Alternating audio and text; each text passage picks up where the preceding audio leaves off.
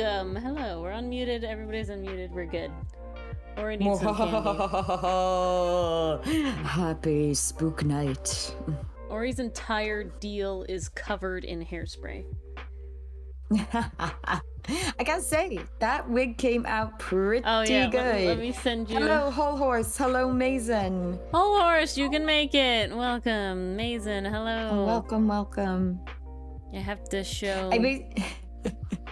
It was funny because I got home from work and I was like, oh crud, what costume can I throw together for the kids that come trick-or-treating? And we had like maybe 5 groups of kids. They were big groups, but like it all ended by the time it got dark. So like by 6 o'clock it was done. But in the meantime, I was like, oh crap, what kind of costume can I wear? So I'm like, okay, I got overalls. I'm sure I got a plaid shirt and I got a straw hat somewhere. Farmer or scarecrow, take your pick. No, the true Halloween costume is going to be tomorrow at the party and the closet Momo cosplay that I'm making. Oh, there you go. Yeah. Yeah, I basically like styled our wigs today and they came out okay. Oh my god. Decent. I have all the stuff crazy. Now. Next time. Oh, forget Con Crunch. It's Halloween. Halloween Crunch is real. We literally put them on, photo shooted, and took them off. Yes, that was it. From the dawn to dawn, Whole Horse. I really like Momo. She is a fun Momo's female great. character. Dylan said we could cosplay she's fantastic. Momo and Okarun. Oh, does that mean I get to be grandma? I get to be I guess so, yeah. You get to be grandma. I get to wield a spike bat. Let's go. Look what I just sent you, Lars. Alright. Oh, I'm checking. Oh, snap! Yeah. Oh my god, that's amazing. But alright, let's continue. That is so fucking good. Holy shit. I don't even know where I drew these things or not. I think they're in campaigns. Nope, not this one. Complexity, characters, yes. Alright, thumbnails. Is this it? This is it! Ta-da! We have the thumbnails! And so now I have to attempt to embiggen them into something more. Ooh. And this is what is happening. My girl!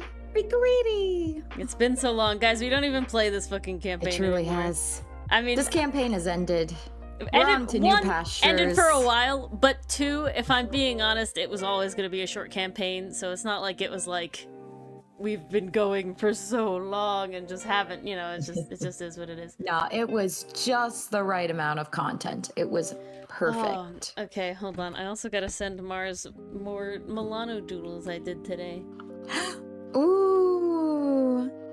Guys, it's been a busy day. I went to Hello, friend and artist. Dichotomy. We get so many treats. Hi, Dichotomy. Welcome. I'm assuming no ears.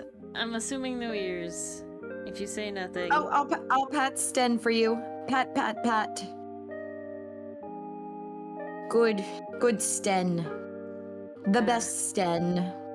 We stand the Sten. Leave it like this.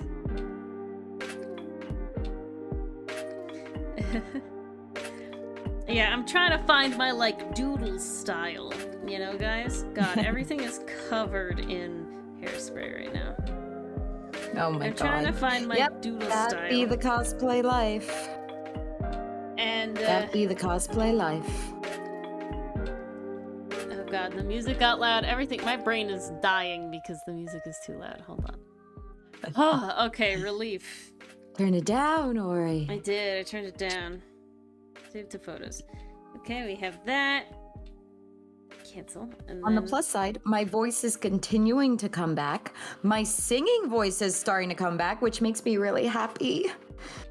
I was so thrilled. Now I just need the Pearl voice to come back. Good thing you haven't needed her yet. Nope. And Foreseeably not for a while. Yeah, probably not. And if we do better again, I think she'll be aged up. Yeah, oh snap. So that might have been the last we've seen of young Pearl. There's tons of flashback turnabouts. Who knows? We'll get infant Pearl. No.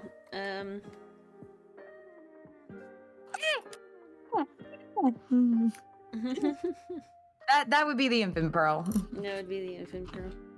I can't even go high pitched for a baby noise. No. So bad. It cuts out. Okay, hold. My voice was freaking shot this morning, though. I was rasping and coughing. I was like, oh god. No! I'm so sorry. It's just one of those things in fall. Like, now you gotta accept that you wake up with permanent sore throats every morning. I mean, like, no. God damn it. I don't usually gotta accept that. Tape your mouth shut. That would make my job quite hard, not gonna lie. Unless the goal was fully gestural communication. Too many game costumes coming up. I need all the time I can spare. Lol. Yes. And editing and comic stuff. And editing has died down a little bit. That's why I was able to spend literally all day today fucking doing the cosplay shit. Yeah, during work, while the crew was on lunch break, I literally went and like ran to a CVS that was nearby to get the stuff. The one missing thing was they did not have amazing. They did not have Thinnings hair scissors, which was a little to my detriment, but you know, it worked out okay. I survived. I managed. I want this one. There we go. All right, now I can send all the things to Mars. Oh my god.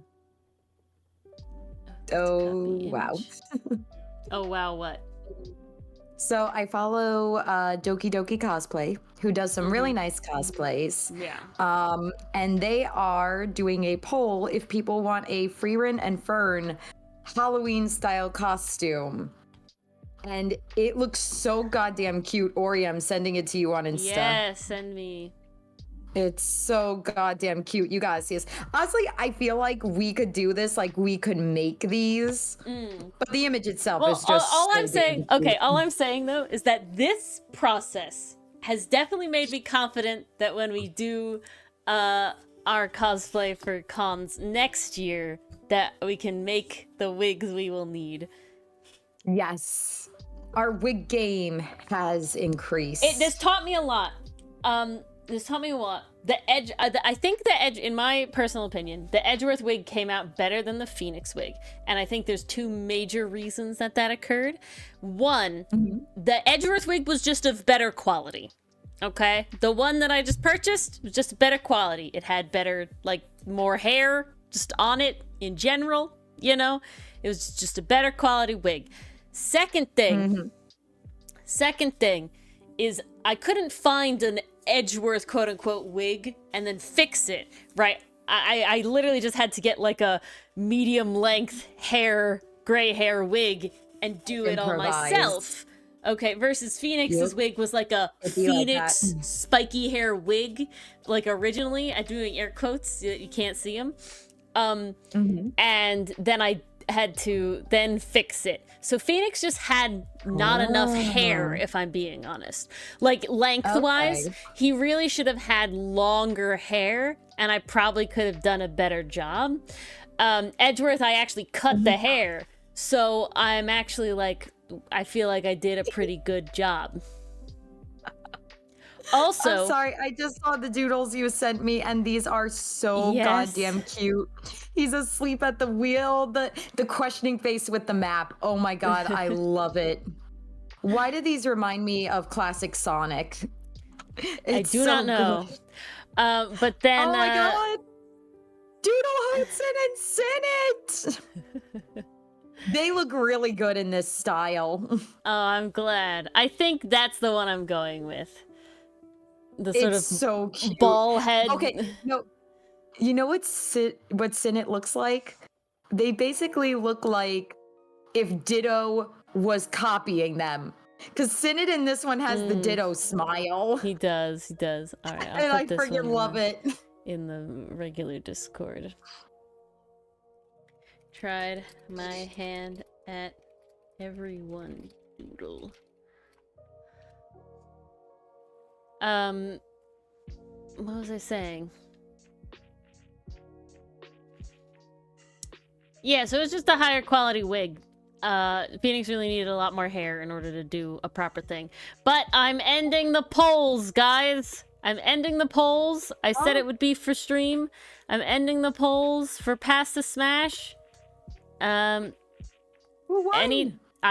We're gonna see. Any ties, I'm going to pick. I'm going to end the tie. Alright. No ties yet. Great. That's a tie. Ooh. Yeah, we'll do him. Alright. Perfect. That's a tie. Fuck. That's tough. Honestly, I want that one. Alright. End poll. Ugh, this one is tough too. We're gonna do this one. End poll. Ori gets final say. I mean, you guys are the ones. You guys are the ones who did the ties. Okay, like you guys got ample time. I have no power. You guys got ample time. What? I voted. Okay, I don't know what happened there, but we'll glitch fix out? It I guess that didn't was so give random. It didn't give my vote, so I guess it just it still tied, and I was like, what? Why? You do not know how to vote. Well, Whole Horse, if you are in our Discord server, you will get to vote on the last thing. I'm making polls now for who will be an option for Pass to Smash tomorrow night.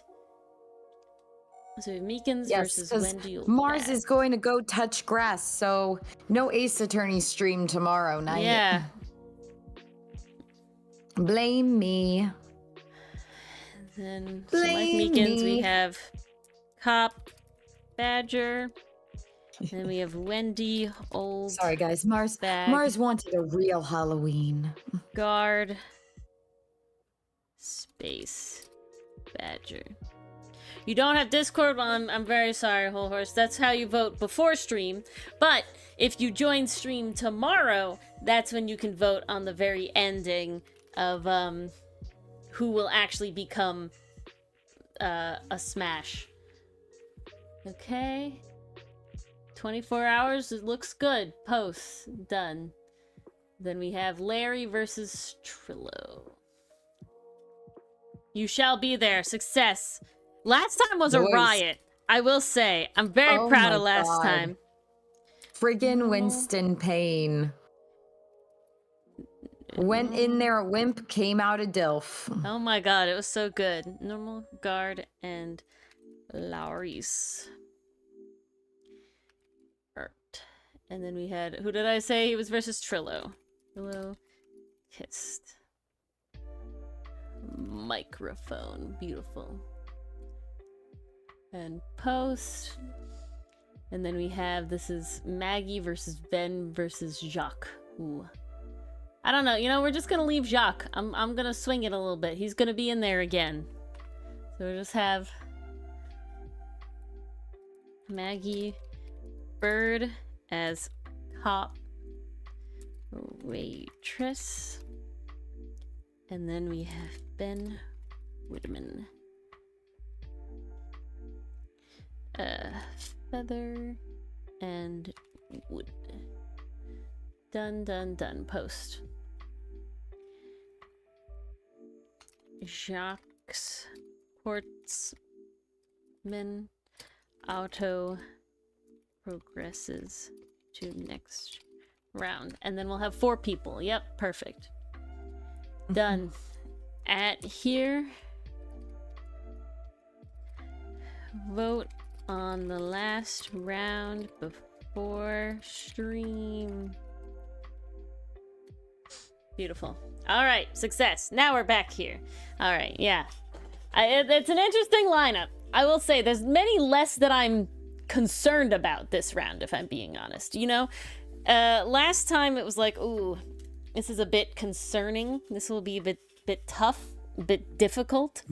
But I will say in these runnings, I feel pretty confident. I feel there's only one that I'd be a little worried about. But if I'm being honest, I don't think he's going to win the vote. But we shall see. We'll see. We've been fooled before. We have been fooled before. Now I put this in here because I want this opened. I want this open so I can see. There we go. All right. So these are all our lovely thumbnails, and we're going to take these 3 that I circled, and we're going to scale them up a little bit. Alrighty. And so that's what we're going to do. I don't know. Oh, that's what that is. All right. So how has everyone's Halloween's been? Mar rework. I know people have talked about the trick-or-treaters coming around, but what have you guys done? Was anything going on at work or school? Anyone doing anything to celebrate? Yeah, nothing really happened with my work or anything. What about you? Did kids show up as things? Oh, yes. Most definitely they did. It was honestly very fun. I got to watch 2 different Halloween parades today at 2 different schools. Snap. What was really funny was one of my sessions was scheduled during the Halloween dance party. How dare you, whole horse. So if you could have gone to something, what would you have been? I didn't want to pull the kiddo for this session. So I was just like, okay, you have following 1-step directions as a goal. We're going to dance, and I'm going to tell you the dance moves we're going to do. Wave your hands in the air, jump up and down, stomp your feet, clap your hands. So we got our session done. Nice. There you go, guys. See? It worked out very nicely. Fun and games, literally. I literally get to play all day long. Okay. It's very fun. So tiring, but it's fun. Simon and Betty. Simon and Betty. That's a good one. That's a good one. Jinx. I've honestly debated dressing as Crazy Betty after she gets the powers, Magic Man's powers. Magic Man. Because the hat and everything, oof, it's a vibe. And pretty easy to achieve. So my understanding from what I learned was we're looking mostly at silhouette. You could still do it. Yeah, seriously. A whole horse, I didn't dress up all day. I came home, I made the wigs happen. Dylan did wear his suit to work, but he didn't like he always has to wear a suit, so it didn't really look different. And then we just came home and did a little photo shoot. So, you know, don't let your dreams be dreams. And that photo shoot did come out amazing. Now, whole horse, I'll let you in on a secret. Last year, I wanted to be Wirt from Over the Garden Wall. She was at like a month after. Dress up, literally, not until the end of December. Oh, really? That late November? Okay, yeah. No. It wasn't December. It was definitely November. It was like November 28th or something like that. Yeah, it was definitely November. I was like, hold on. We waited a hot minute to wear that costume. But she was gonna do it. I wanted those pictures. So yes. do we, whole horse. Yeah, we literally had a watch party yesterday. Oh, we got to introduce so many people to it. It was great. Yep, two more members to the Over the Garden Wall fandom. 2 more indoctrinated. Mwahaha. Yes. Yeah, whole horse. You gotta get Discord, whole horse. I'm just saying. You really gotta get Discord. That's where we watched it. We were all watching in the server. It's the price of free 99. It's free 99. Can't go wrong. You just get to be a free bro. 99. You get all of our updates and stuff. Well, that's what I'm saying. You gotta have Discord to know.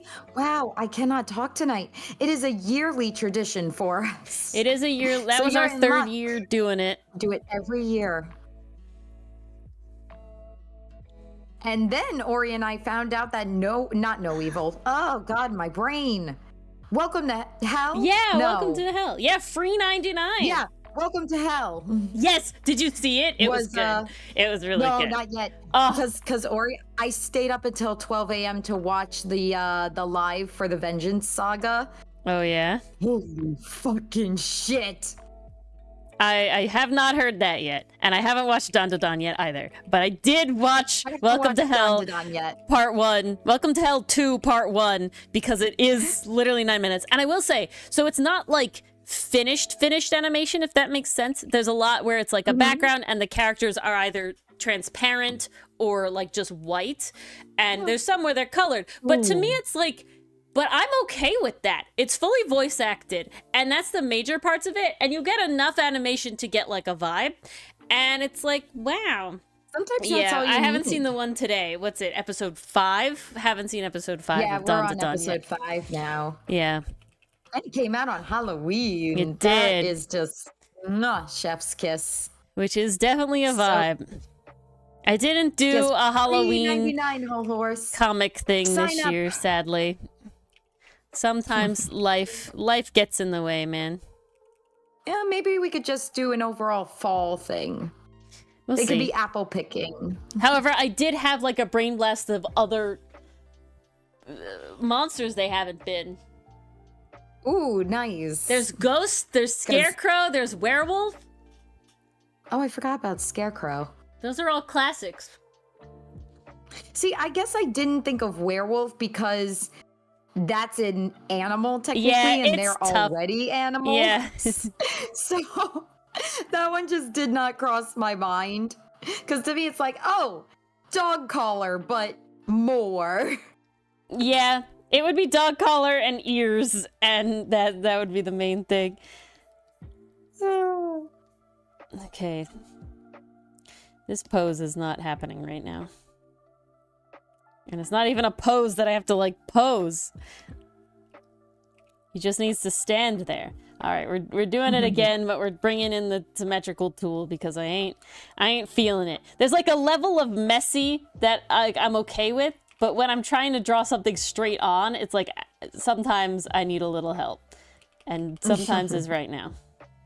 Especially at the end of a long, long day. I've been very creative today, yeah. The juices are spent. The creative juices have Yeah, been spent. I was feeling them way more early this morning. At least tomorrow's a nice, easy day, too, so hopefully more doodles.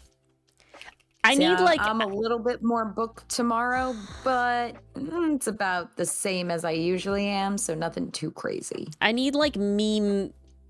Like I need the viral sounds again, because now I can doodle real fast. Honestly, those each were, like... Honestly, like, if I didn't do the extra lines on top of the... So the level that, like, the crew was at, that level of doneness, like 10 minutes a pop. Pretty fast. That's pretty damn good. Pretty fast. And so, I definitely want to, like, do more and, like, meme content with the sounds just to get them out there. Because I don't know. I feel like that's better. I don't know. Just you know? get us all out there. It's one of those things where it's like, do I rope them in with the doodle style? You know, because that's not what the comic is. I don't want people liking this. Internet is hard, guys. Interneting is hard. I should think less about it if I'm being honest. Hard when people mistook Milano for human toothless. Yeah, right. What are these? So that was our wake up call. So the ones I'm talking about, the ones I am drawing right now, whole horse, are we played a Pathfinder campaign that has ended, unfortunately, and they had characters, and I'm taking a course for character design, and I'm trying to follow the lessons. Okay, I hate this. We're not doing this today.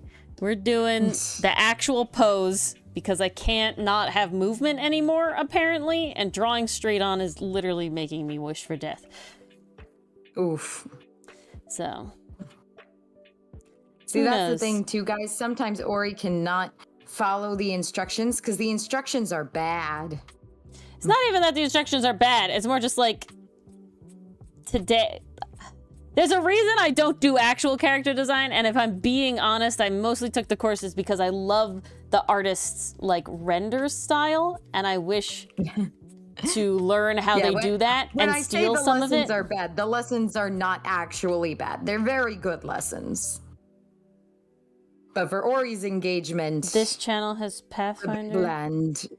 You love tabletop. I mean, we don't play on stream ever.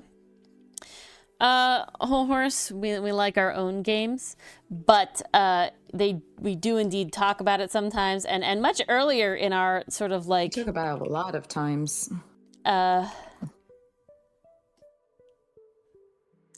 Just, you know what, we'll do all the same pose.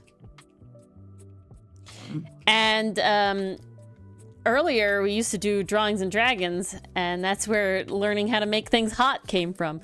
We were in Dichotomy's Discord. Did very well with that. Dichotomy brought up that me and Molly are good at making things hot. Oh, yeah? No, you want to see us play? Yeah, that'll never happen. I'm so sorry. Sorry to disappoint. I am not a big live actual play person, especially when they're not, like, edited. And so I really, like, could not hack it. Yeah, me neither. That's one of those things where it's like, I feel like I can do the acting with a script in front of me, but when it's more improv-ish and really relies on it, it's just like, no. Yeah, sorry. We talk about it, though. We talk about it a lot. Yeah. And sometimes our characters are the subjects for drawing. Well, I do hope to draw the characters that we have now, eventually. But, that will be for another time. Again, we might just scrap it. This is a character that Dylan played, and I might just, you know what? I'm gonna do me, and I'm gonna hop to the part I actually care about because I'm not feeling this, and we're just gonna do the classic Ori headshot that they were gonna be in the end anyway because I really can't. And if I'm being honest, I want these to all be done with. And I really don't want to do this anymore. It's been a hot minute. There's a reason I don't do full-on character design. Definitely not in the way they tell you to. And the reason for that is Ori only likes to draw the certain ways. There's a reason. We've always said it's got to be fun first. I'm not a professional artist. Functional second. So everything I do is specifically for my personal enjoyment. And that's what this is. How it goes. And I really like, I think Big Cape CMR the best. Definitely Big Cape. It's got the most I think Zorro 1 is my vibes. favorite. I'm torn between 1 and 3. 3's good. 3 definitely gives more of the dance. Well, we're not even talking about posing. We're talking about, like, the outfit. Oh. Yeah. I'm still torn. No, I like them. I just literally can't. Character design has to be in a way where I actually, like, really care about the character, and none of these are my characters. I was the DM for this. And so while I don't not like the character, there's definitely, like, a level of I'm just kind of doing this. Ori's done, guys. I used a lot of creative energy today, and I just want these to be done because I want to do the characters we have now, so that they can be. I'm just happy I have an actual design in mind for my new character. Oh snap! Really? Yeah. And Whole Horse, do you play Pathfinder or do you play D&D? Yeah, do you have what do you play?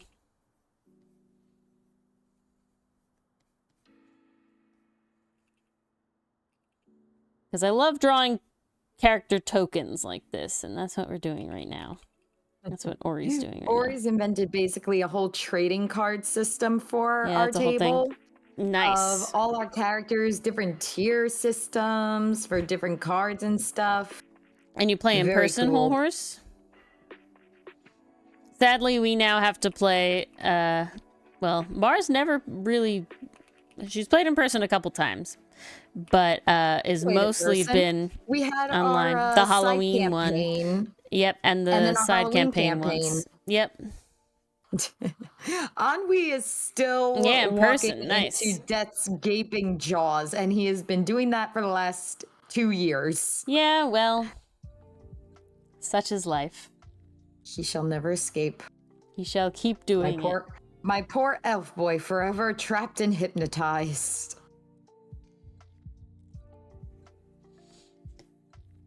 Oh, nice Whole Horse. Have you ever DM'd? Yes, Dichotomy. Whole Horse plays D&D.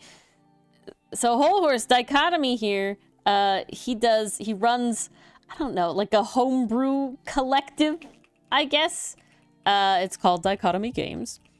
But he has, like, you know, other people involved. There's an artist, her name is Molly, she's really great.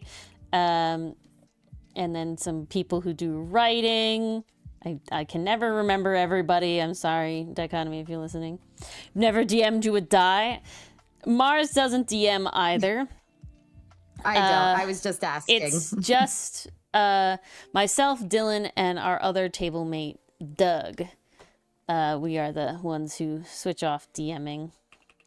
Right now, Doug is the DM.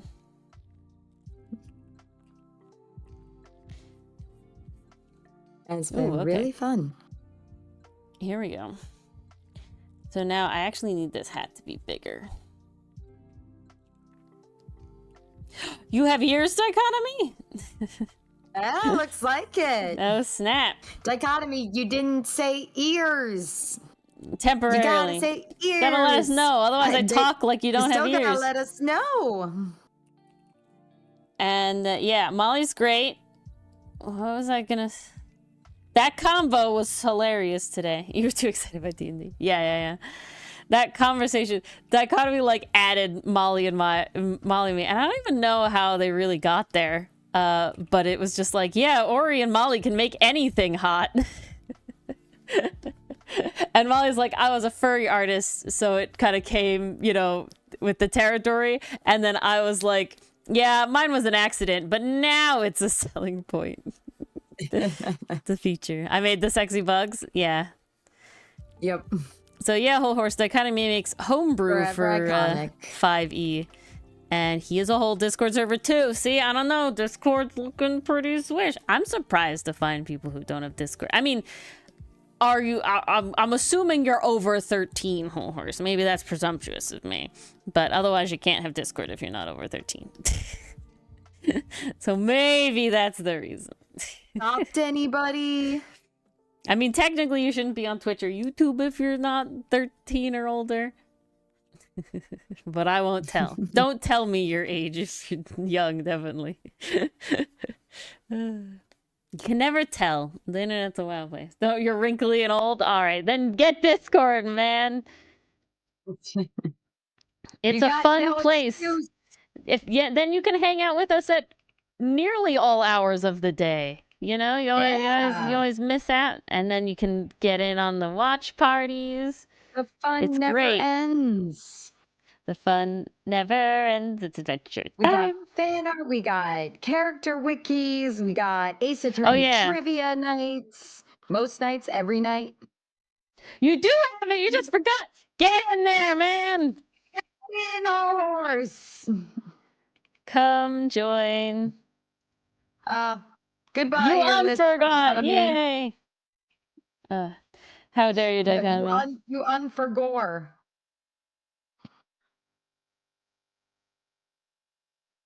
Unforgore indeed. And for gore. How do you get the link? Here's the link. Here it is. We can make it appear in our stream. There it is. There's them link. You have a bag of candy. Nice, Pastry Puff. Ooh, Good candy? delish. Vast majority good Go candy? trick-or-treating for that candy, or did you buy that candy?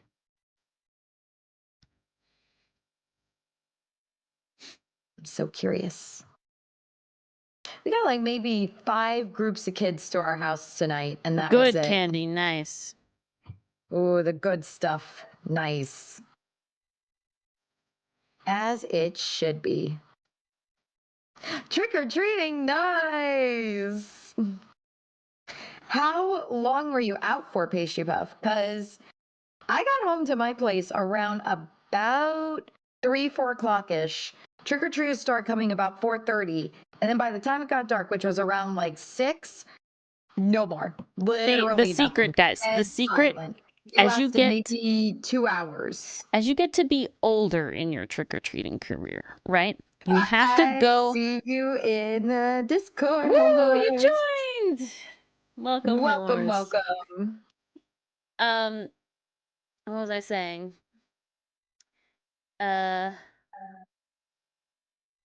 Brain dead. You go trick-or-treating game later as you get older. when you're an adult, because then all of the people are like, oh, just take my candy. And they will pour candy into your bags because they don't want to keep the candy. Nice. It's very true. Indeed, I literally Nathan, told every welcome kid aboard. tonight, take as much as you want.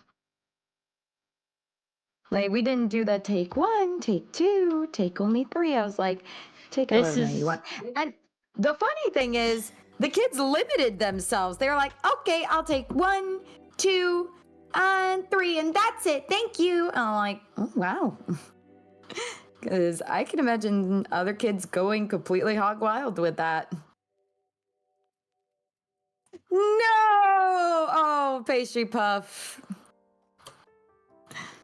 Oh, so sad. At least you were able to admire said costume. Ah, darn. One of the teachers was wearing a Miss Frizzle dress today, and I was like, oh my god, that's awesome. That's great. I love it.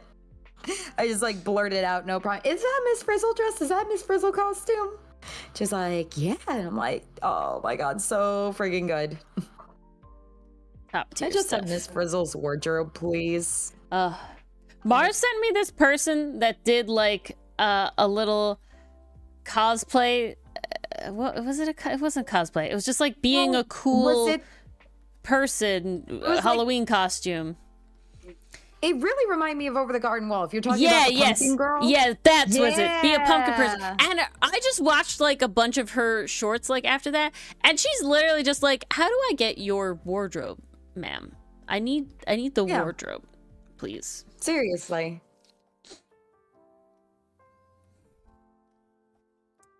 That's where you really need to get it.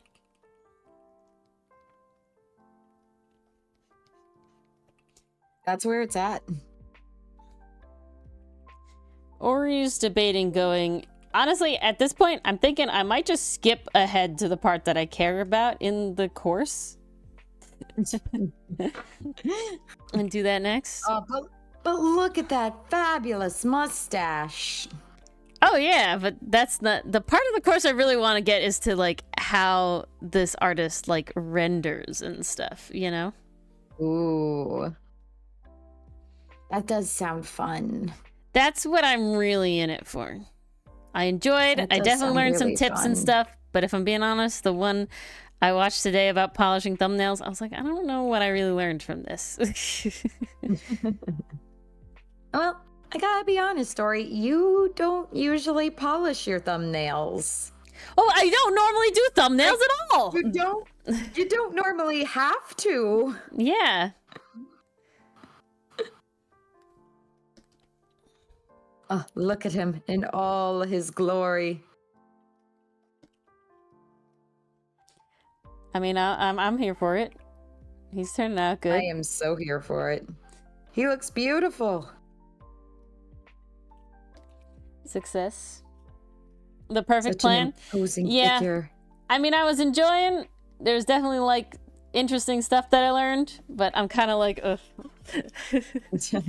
Maybe it's just today. Who knows? When is recess? Can I leave class now? I think it's a combination of I was feeling art earlier today. I didn't get to do any comic stuff or video editing that I wanted to.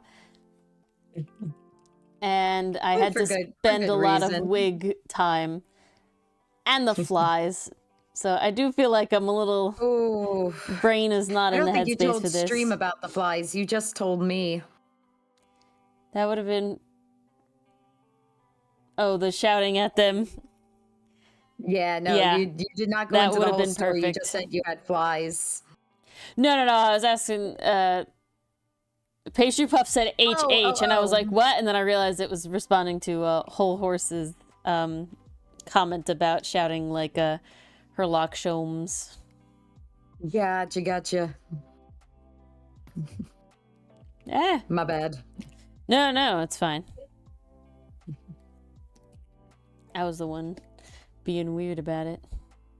I think I want. Well, you seemed under the impression that you had told chat the fly story. No, basically I came home today, guys, to find way too many fucking flying ants in my bathroom and kitchen, and it's very upsetty spaghetti. We don't like. We don't stand. Yeah, very unfun.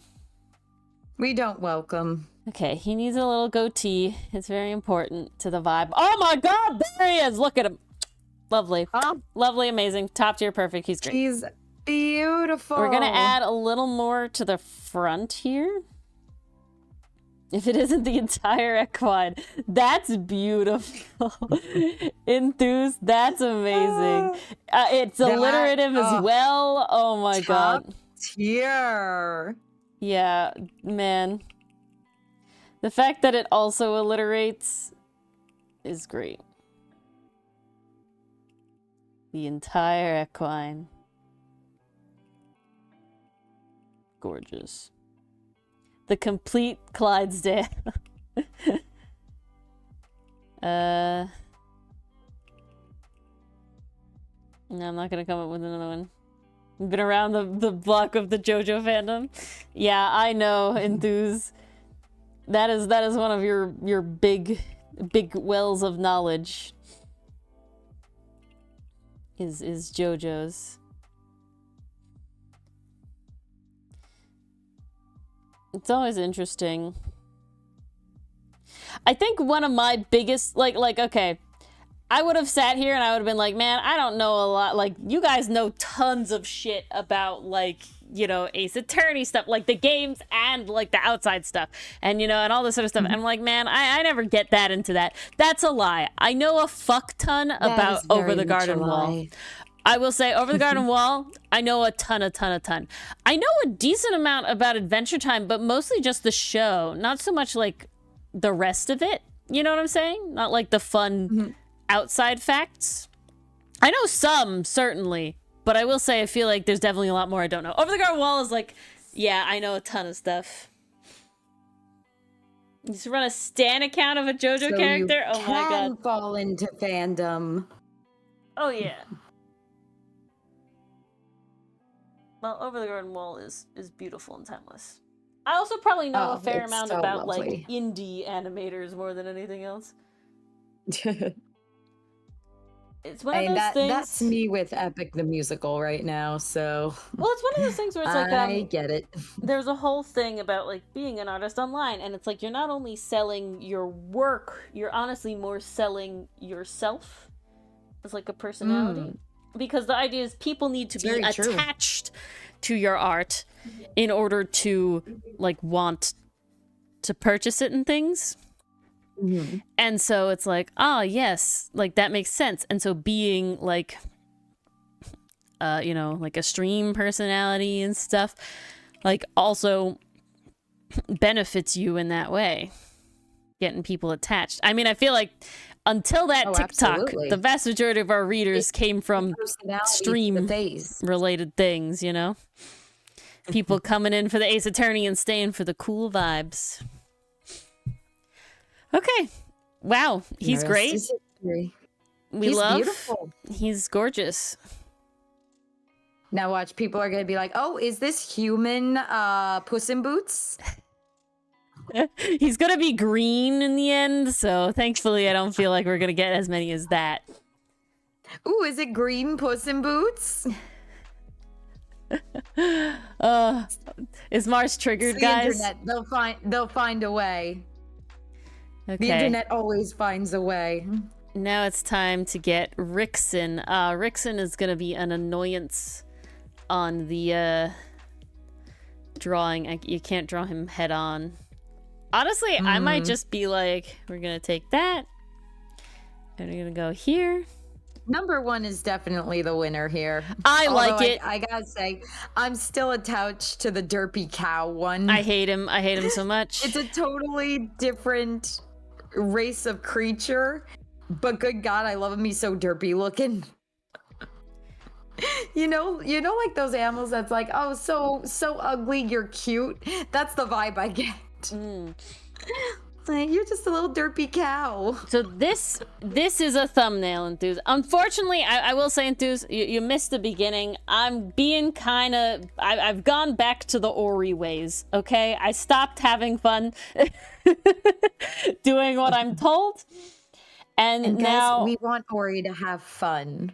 So Ori we gotta wants do a Ori to have fun. breaking. So Ori is doing what Ori wants now. And that is you just kind of going good for job. It. Nice. Oh. He is just a little guy. I love this little guy. This is one of my favorite. I'm sorry, guys. I'm still in school mode. I did not mean to say good job like that. Not with that intonation, at least. Nah. Own it. Own it. I'm so fucking tired. Own it, Mars. No. It is a good job. It is. No, it is a good job. I just didn't mean to say it in the condescending, good job. Isn't that wild? Isn't that wild that that like to a child, that's how you should say it, and you're not condescending? But to any an adult, it's like now it's condescending, and it's like, why? Well, the difference is in age, because it's like you said, Ori, that's how you talk to a child. So when you talk to an adult like that, the underlying implication is you're treating them like a child. I guess so. I guess so. You don't want to do that. Guys, this was a big lesson I learned in my last internship.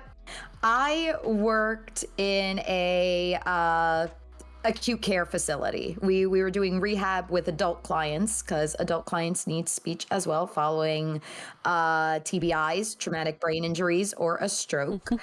And exactly, whole horse. Sometimes you have clients who don't quite, they're not fully aware, especially in the first few days of their incident, I'm gonna call it. So you have these moments where, like, maybe you're trying to engage with them, trying to do something because you want to see how they're doing, so you can figure out, okay, what do we need to work on. When this happened, I was actually doing oral care with one of my clients, and when you're in a hospital setting, it's a new place, it's freaky, you probably don't know how you got there, because stroke, TBI, you probably were not awake or very aware at the time. Like, it's a scary experience. I'm not going to undermine that in any way. So to have this random woman come up to you and be like, okay, open your mouth, I'm going to clean your teeth for you, like, it's weird. It definitely is, and we have to acknowledge that. But there was this one time where this one woman, she just did not want to open her mouth so I could help her clean her teeth. And at one point, I finally got the toothbrush in, and just because I was so happy that I managed to do it, I was like, oh, there we go. There we go. We'll get you nice and clean. It'll be all good. And my supervisor is laughing in the corner. And she's like, you must be really great with kids. And I'm just like, oh shit, I screwed up. I talked to the adult like I did not mean to do that. I'm just really excited. Sometimes I get really happy when something goes well. I'm sorry. We don't talk about the incident.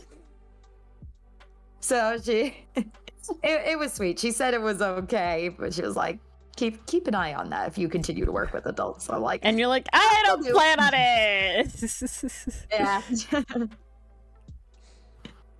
I definitely prefer working with kiddos. It's just a little more fun. I like when the kiddos are older so they can talk back to me and we can have conversations. Because that's where things get really fun. That's so funny. Normally we don't want kids to talk back. No. Well, that's also the flip of it too, because sometimes in speech you might have a kid who doesn't want to do the activity and they'll outright say, I don't want to do that, and you're like, okay, well, I'm so proud of you for using your words and using the sentence structure to say it. Like, yeah, wow, you did it in a full also, sentence, but we're doing it. Yeah. Sorry. Well, no, here's the thing. We want to encourage that words have meaning. So if you tell me no, I'm going to be like, okay, what would you like to do? And with enough training, you're able to kind of figure out how to incorporate different targets, different goals into almost any tasks, because language is so universal. Language is so applicable to everything, especially with kids. Like, you can incorporate it in, sure, worksheets, schoolwork, coloring pages, but you can also incorporate it into pretend play, imaginative scenarios, stuff like that. Exactly, Enthuse. If they tell me no, I'm going to respect that no. Especially if they tell me that no with a full sentence, because that's what we're working on. We're working on those full sentences. So if I hear, I don't want to, I'm like, okay, we don't have to. What would you like to do? And then they tell me again what they want to do in a full sentence. There you go. Positive reinforcement. Here's your reward. You did it. Excellent job, kiddo. But if they go, no, Mars goes, but why do you not want to do it? No, actually. Yeah. Then it's like, okay, let's get your other goal, answering WH questions. Why don't you want to? Who do you want to do with? No, literally, that was me with another kid yesterday, because he just did not want to do. I was like, what do you want to do? And he was like, I want to go home. I was like, oh, well, we go home in an hour, buddy. We got some time. And he's like, I want to see daddy. Oh, what do you and daddy do? And then we got a whole discussion about him playing with daddy, what he likes to do and stuff like that. It's like, all right, conversational turn taking. Check. Yep. You can really work language into anything. It's so much fun. Guys, you hear that? Mars is tricking kids into learning how to talk. Horror. She's tricking them. I'm tricking them into using their words. Oh no. Do we add a little? The funniest thing I have learned so far in this position, indoctrination. At least with my particular group of kiddos, none of them are readers. None of them are readers at all. And the reason I bring this up is because I had a discussion with the teacher today. We were just like chit-chatting, shooting the breeze. And I mentioned to her, like, I have all these Halloween books and I didn't get to use any of them this month. Like, now the month is up, I can't use them. And she goes, I have a whole bookshelf of things they could choose from. And it's collecting a layer of dust since September. These kids do not want to read. They are not interested in books. I'm like, I've gotten to do one book with a kiddo. And it was because I gave him a choice between either one book or book number 2. I feel like that's the way to do it, though. And then if you do it with, like, voices and stuff, like, maybe they'll like to read. Because that's why I like to read. That's the thing. Make it fun. Guys, I have heard people read. Sometimes I go down to my library and... Guys, parenting is hard. I give so much credit to parents out there. It can't be easy to go to work and then come home and still have energy for your kiddo. Oh, yeah. I get tired from just what I do. I can't imagine doing that 24/7. I will go to the library and I will sometimes hear people reading to kids in the most monotone, boring voice. I'm like, well, no wonder your kid hates it. Put some life into it. My God. Yeah, no, 100%. Dude, please. I like to read because I remember sitting in the rocking chair on my parents' lap, and I know my mom did it, but I definitely remember my father more because my father actually, Ori life lore, my father actually wanted to be a voice actor, and he's very good at it, except he's very good at voices. He's not good at acting. so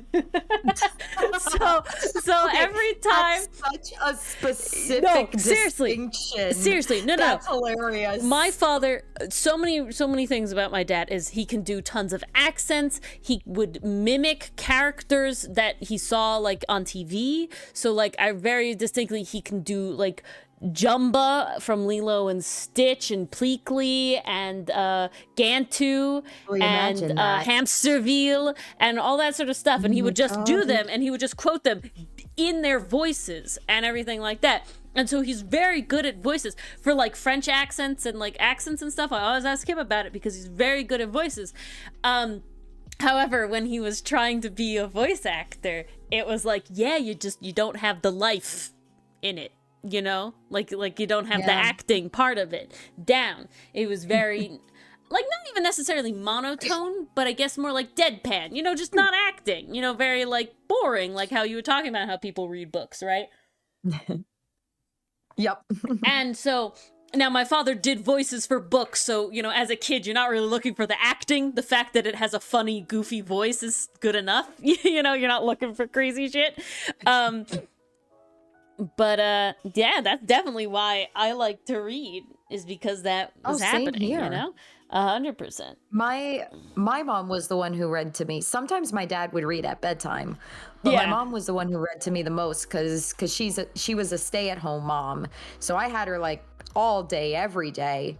But then I also remember having really good teachers that made it engaging as well. So like by the time I got to the older grades and we were reading to the class, it was like, well, I want to put the same emotion into it. That looked fun. This is actually really cool. My cousin did his Eagle Scout, and his Eagle Scout project was compiling a digital library of people reading books. So it was like that, it was videos of people reading the book to people, so that because it was like, oh yes, and The Wind in the Willows, oh my god, so good. I know Biscuit was also a favorite. Biscuit the dog, Clifford the Big Red Dog, those were also really good. What was it? Anything by Dr. Seuss. Yeah, I was a big Dr. Seuss person. I would make my mother read me the birthday book for years. Every year on my birthday, I would get it, and I would make her read it to me on my birthday every year. That's so cute. Yeah. And there's like the Dr. Seuss sleep book. I love getting to read that to go to bed. It's also kind of long, so I got more time. Right out. Yeah. But so it's people reading books, and so like I got my parents and we all read, you know, books and recorded ourselves doing it and stuff, and so that's a really cool resource to have, you know. That's a really nice resource. Okay, now the question is, I never underestimate audiobooks. Oh, when they're good, man. I will say, when they're disappointing. Sometimes they are not. I was very disappointed that I really liked an audiobook, and then the second book was voice acted by somebody else. I was like, Ooh. I was like, no, this is just weird now.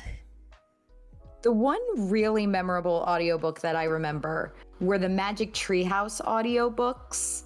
I never did those. We got those from the Scholastic Book Fair. So like you'd get maybe like the pack of 4 and it came with the book CD. So my brother and I had those and we'd play them in the morning while getting ready for school. And literally the biggest thing that stuck out was the voice acting in that, because it was just the woman reading it. I don't know if there was Mary Pope Osborne herself or but usually voice it is just the one person. It was definitely just the one person. But the one thing I always remembered was the way she said the line when the mother was calling for them at the end of the book. Hated them, and Annie's response, because it was always Jack, Annie, coming.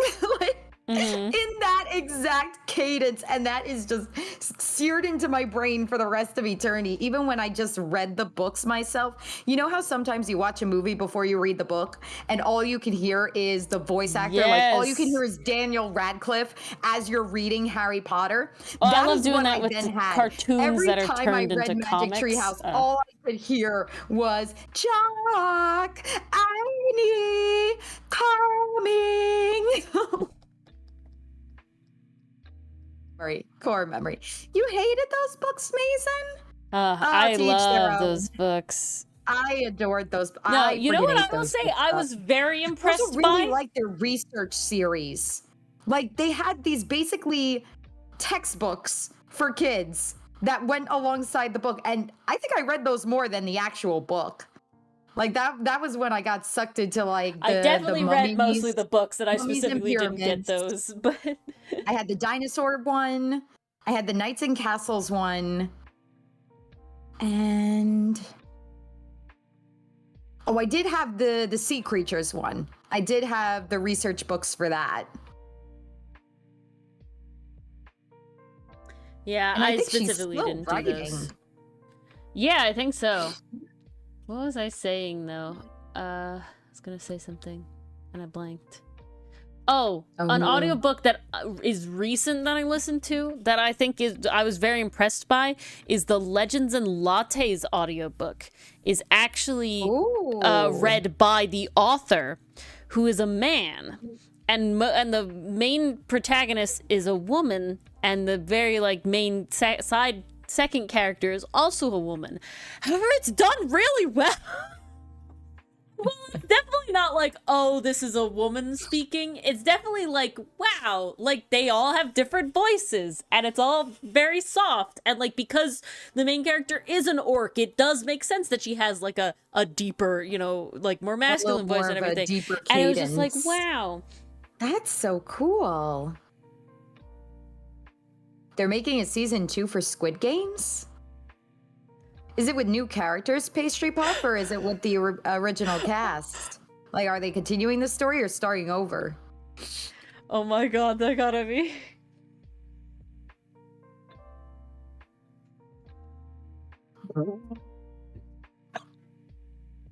Frankenstein, man. An audiobook. Just cat things. It was goofy? Oh, not goofy. You want it to be good. You want it to be immersive, you know?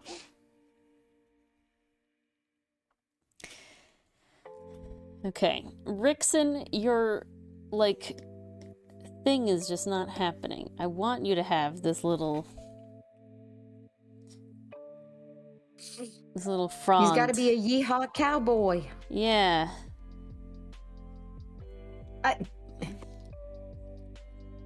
But I don't know where it should go.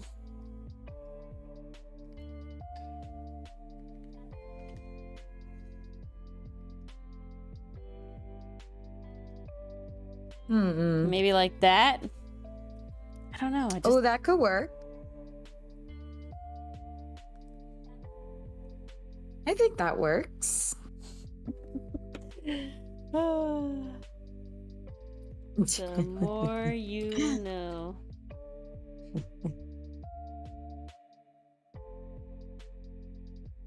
You just wanted cookies? Yeah.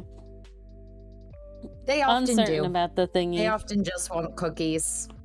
Uncertain about the little mouth doohickey. The mouth clover. The mouth grass.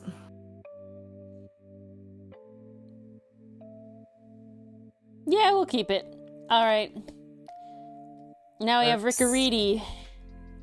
Oh, yay! So we have CMR, we have Rixon. 2 more to go. I don't even know what Ivan's character should look like at all.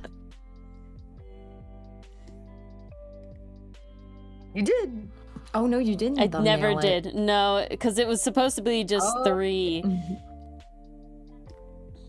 Okay. Okay.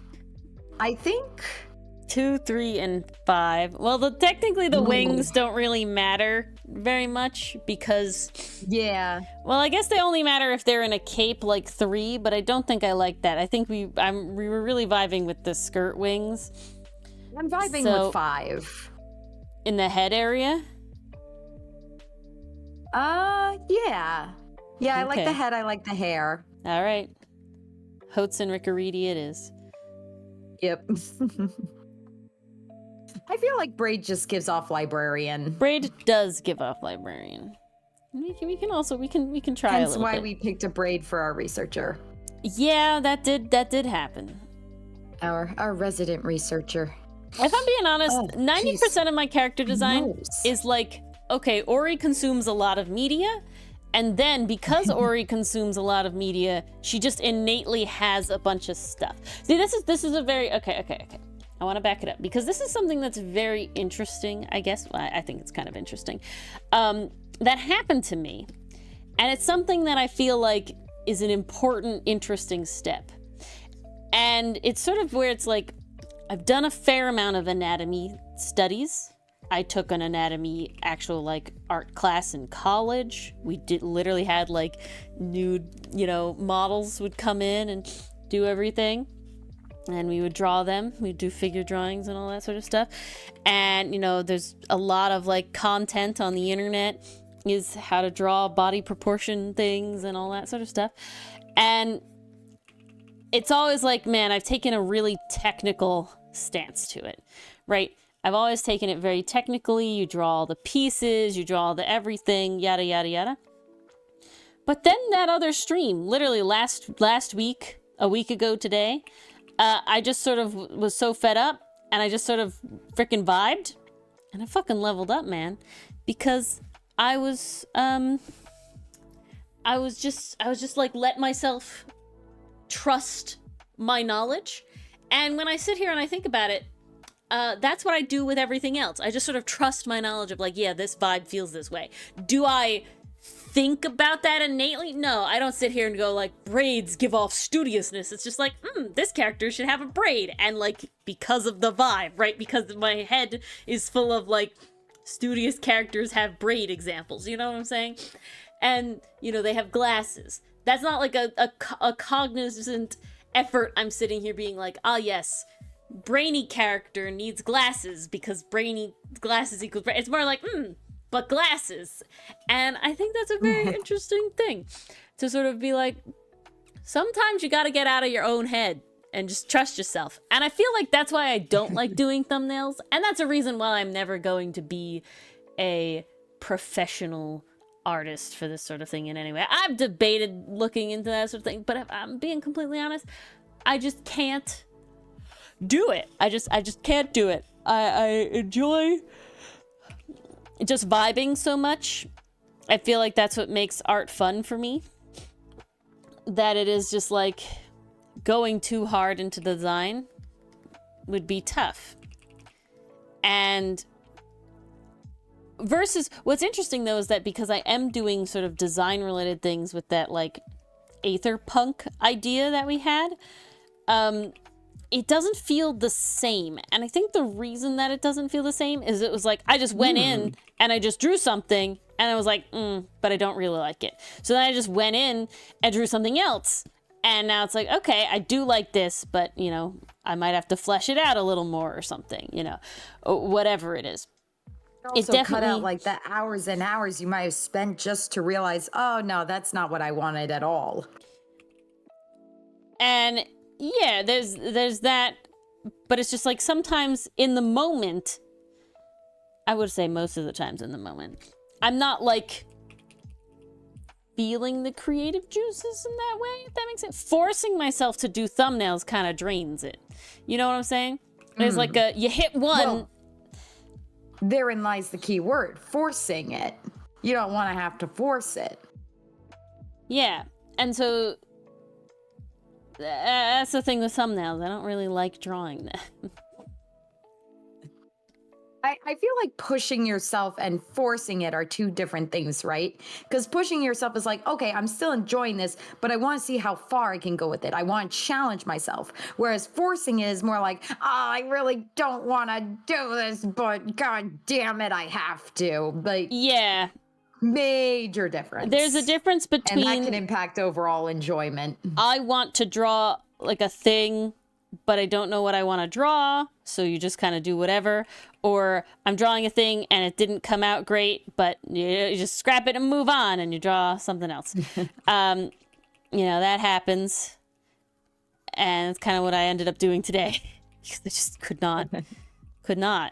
And that's sort of that. And that's A-okay. But it's also like, the other thing is that I think the difference between like forcing yourself and pushing yourself is the fact that like you will like it eventually, in the sense of like, I don't want to do all the comic pieces every day all day. I don't like doing a lot of the backgrounds and stuff, but I will say I do know that a lot of times I will get into a groove and be like, oh yeah, no, I am enjoying this. Like maybe right now, no, I don't want to draw it, but if I sit there and I push for a little bit, there is a high chance that it's like, okay, something will come out, and suddenly the time has flown by, and suddenly it's like, oh, I'm done. You fall into a little bit of a rhythm, yeah, which is nice. Which is very nice.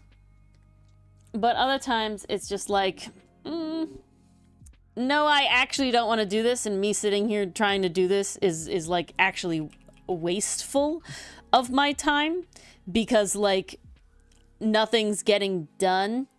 And that's I like could be doing the thing that I want to do, that maybe that doesn't need to be done right now, but I want to, like, I feel like doing that, and I have the time, etc. And therein lies the difference.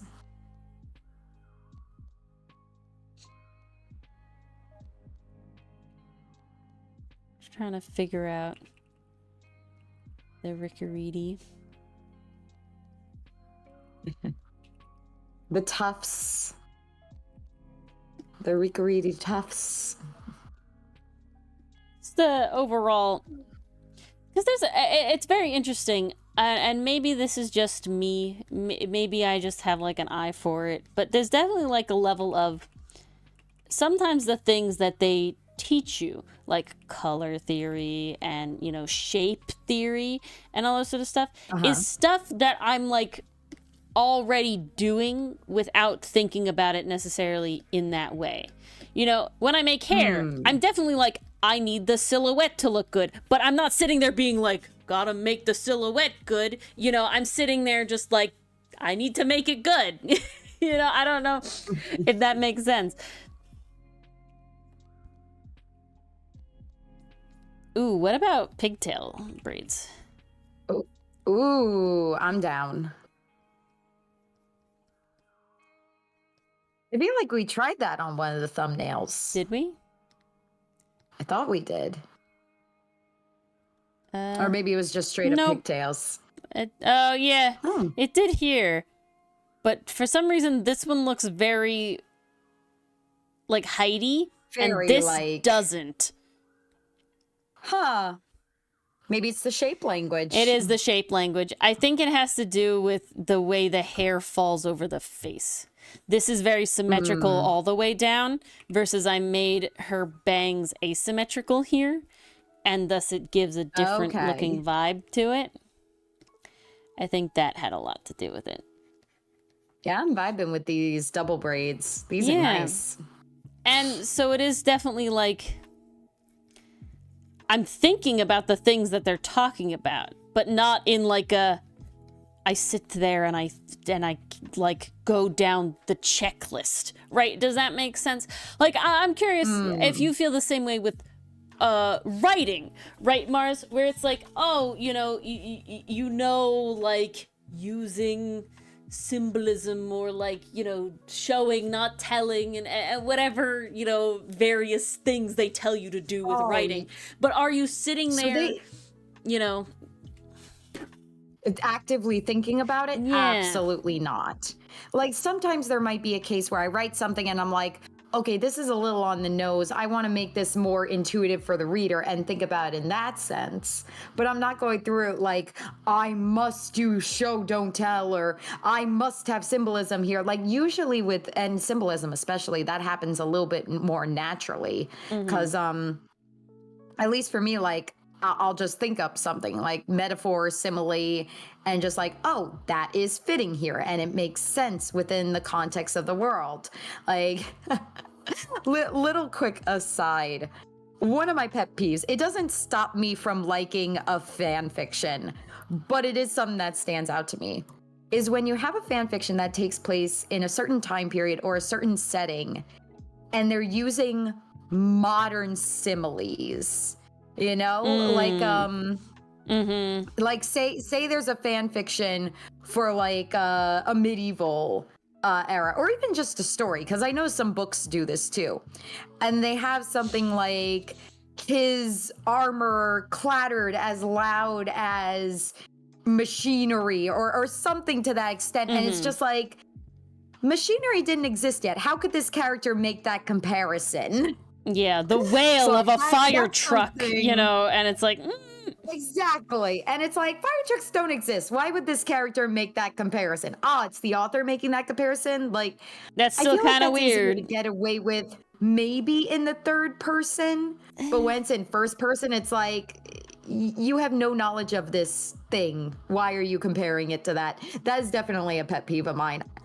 I would say, like, in that case, maybe I'd actively think about it a bit more. Like, take the Dungeon Meshi story I'm working on, for instance, or even, because people can actually read this now, the different Trigon fan fictions I've done. Whenever I'm comparing something to something else, it's always something that exists in that world already. Yeah, exactly. So, like, Bash's eyes compared to the blue of the plants, the tanks the plants reside in, or yeah, like, but saying like that. but if Mars was to say the blue of the ocean, they don't got an ocean. There's no ocean, so that makes no damn sense. But I have read fan fictions where they do say ocean, yeah, and it doesn't ruin it, but it is. But it's definitely, like, you feel it. Why did you pick that? Why didn't you pick something that exists in this time period that the characters are familiar with? So, like, I guess the whole point of that tangent is to say it's very situational what I'm actively thinking about and when I'm just writing to put words on the paper. Because when I'm writing to put words on the paper, it's very, the words are flowing, the characters are telling me what they want to say, I can hear them saying it in their voices, so it makes sense, and I just go.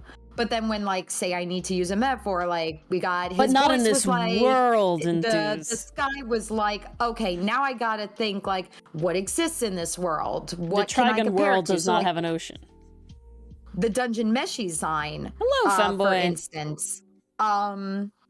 In that fic, Laios is sick, and I wrote his face is as red as a man eating fruit plant.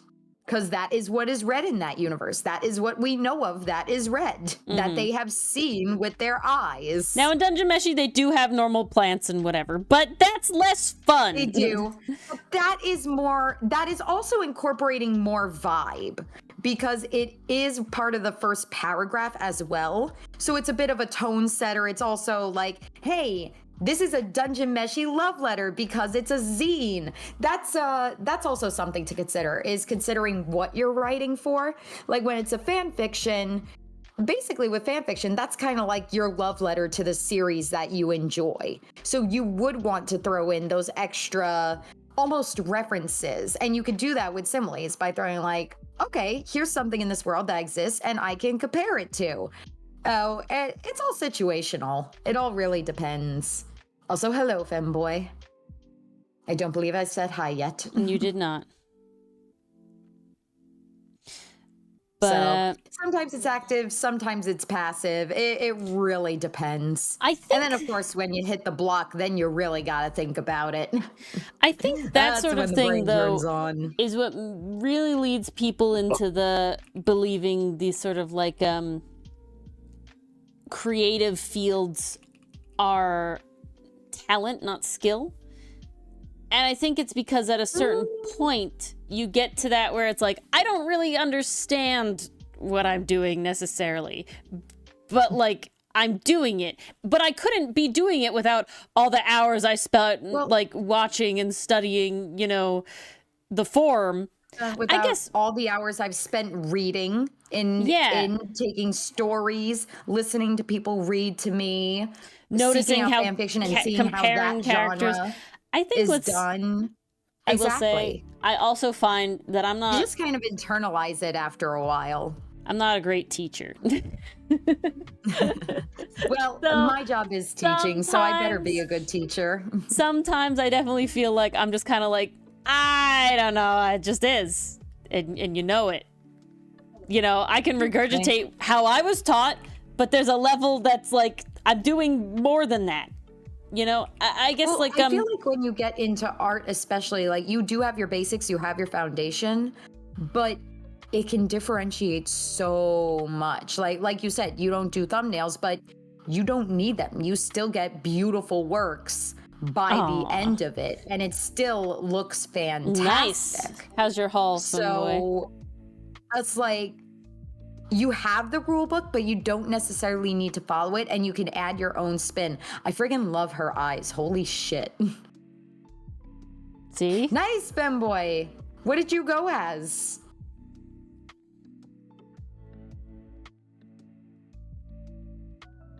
That's trustworthy. Only on the day of today.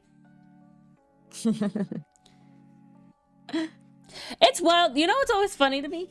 It's wild that, like, Halloween... You looked at this sketch very wrong, Enthuse. I'm sorry, Enthuse.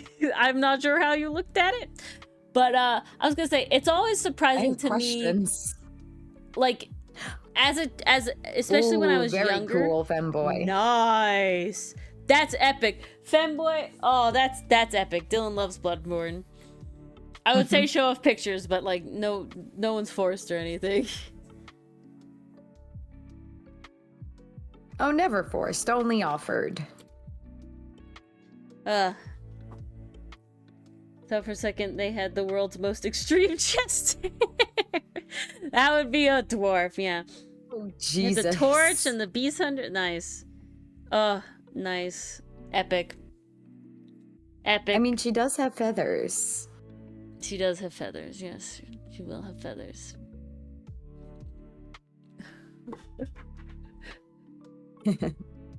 Get that DLC.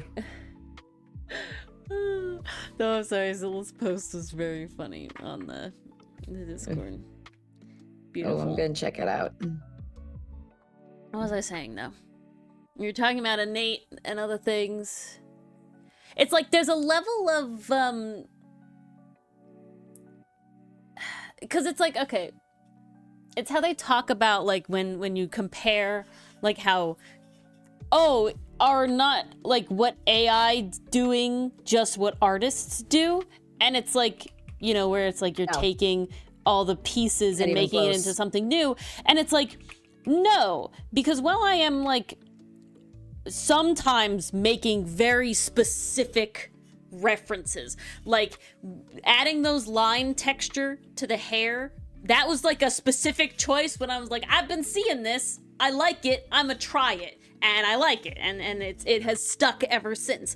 But, you know, the hair, you know, how I draw characters is definitely inspired by a bunch of different things, but that was less involved in at the point I am now, being just, oh, I'm going to take the Avatar The Last Airbender eyes, you know, and do them. Like, there's a point where you get to, and it's like, you are making stuff up, but it's based on your experiences, you know? Well, here's the difference. You're engaging your brain. You have a cognizance that AI does not have. You can make decisions. And one of my favorite examples that I saw of this was there is a guy I follow, and he usually talks about feminist topics, but he took a break from that to talk a little bit about the AI conundrum. And he compared the different Superman logos. The Superman logo that was designed by a person versus the Superman logo that was designed by AI. And the AI one is a cluttered mess. It's got spikes on it. It's got cracks. It's cluttered. It looks bad. It looks like something was put in a gyrator, like put a cool thing on this Superman symbol, and then took like every cool thing you could possibly do and just jammed it all on. Whereas the artist made Superman logo is more simple, but as he explains in the video, there's some more storytelling going on there. Darker colors were used in that symbol because it was a darker era of the comics. It was meant to reflect Superman's mental state at the time. His logo was a little more simple because there was a change that happened plot-wise. So these are things a human with a brain can think about and incorporate to make the story and the art so much richer than AI ever could. AI does not have that capability at all. I just don't think enough to do the AI. Like, it's very difficult to explain. But I have the same thing with trees, right? I'm very good at memorization. That is why I did well in school, because a lot of school is literally you sit down and you memorize shit and you get A's. A lot you of know, memorizing. so it's like I'm very good at memorizing. That's the kind of person I am. That's why I'm decent at languages, because if I really tried, I probably could get there. But I've never really tried that hard. But point being is that trees is kind of like a level of memorization, especially when you're learning like common name versus like scientific name. You know, it's definitely like you're remembering these list of things that you memorize equal this tree, right? So you see this, and then it's like, okay, that narrows it down, and you basically like learn how to do like it has a word that I'm blanking on what it is, but it's like those things where it's like, oh, does it have leaves or needles? And you go to leaves, and it's like, okay, go to 3, and then it's like, okay, does it have, you know, special shape or normally, you know, whatever, and you go down the line. There's a word for that, and I'm blanking on what it is. I had to make many of them in school, but the point being is that how you're taught, right? But there becomes to a point, and there comes to a point where it's kind of like, I don't do that anymore. And like, definitely not all the time. And especially for trees, because, okay, in school, I didn't learn every single tree that exists, okay? And then I go into a job, and on top of the trees that I learned in school, I now have to learn trees that I didn't learn in school kind of on the job, where someone is not teaching me exactly like that, you know, oh, it has this, this, you know, look for these things. You kind of just have to pick it up. But someone is there telling you like tips and tricks sort of things, but they're not a teacher teaching you how to ID trees. They're somebody who just knows how to ID trees, and they're telling you like what they might be thinking about when they do it. Now in the job that I work at, I have nobody telling me what to do. I completely and utterly get to see trees, and trees that I have never identified before, that I didn't know about before, and have to now innately, just by myself with zero assistance, go and see a tree and be like, okay, I'm not sure what that tree is. Now I learned what the tree is, and now I have to somehow in my brain make the connection that like, okay, now when I see a tree like that, it's this tree. And so I don't know what I'm doing. right? If that makes sense. In the sense of like, I don't know what properties I'm looking for, but I'm now at the point where it's like, that tree has hardy rubber tree vibes, and I'm right. You know, like it's very interesting. And thus it's like, if I was trying to tell you why is that a hardy rubber tree, I could sit there and I could be like, it's got kind of big, kind of dark leaves, and they're serrated, and the bark looks like that, and no other tree kind of looks like that. But honestly, what I'm doing is I'm going up and I'm like, it feels like a hardy rubber tree. And I walk away. And it's a very interesting scenario to deal with. And so it's like, I don't know what I'm doing. And I feel like that's a big thing of art to me, especially because I still call myself self-taught. Oh, I'm glad you think she's pretty, Mason. She is very pretty. I really like her, actually. She gives me Rayalta vibes. She does. And she also has traces of IRL Mars in there, which is yeah, really I can funny. see it.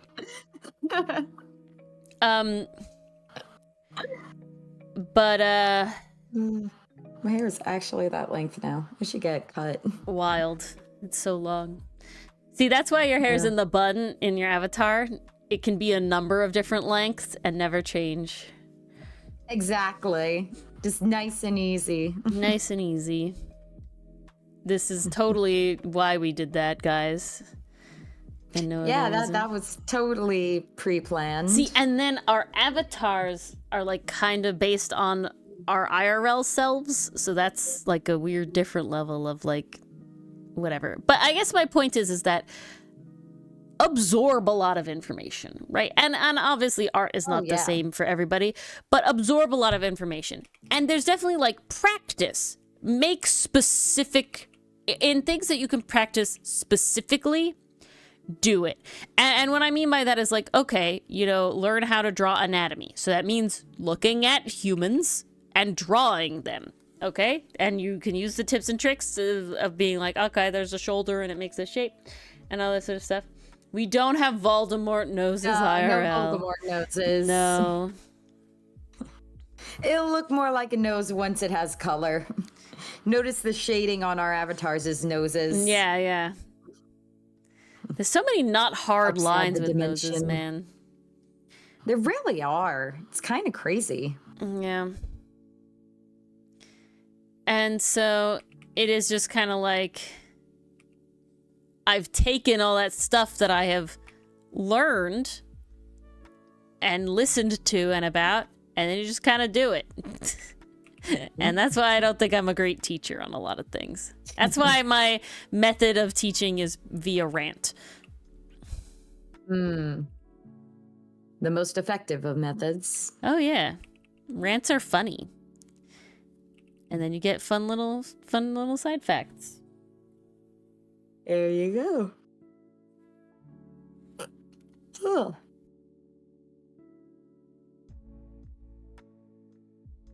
And there you have it.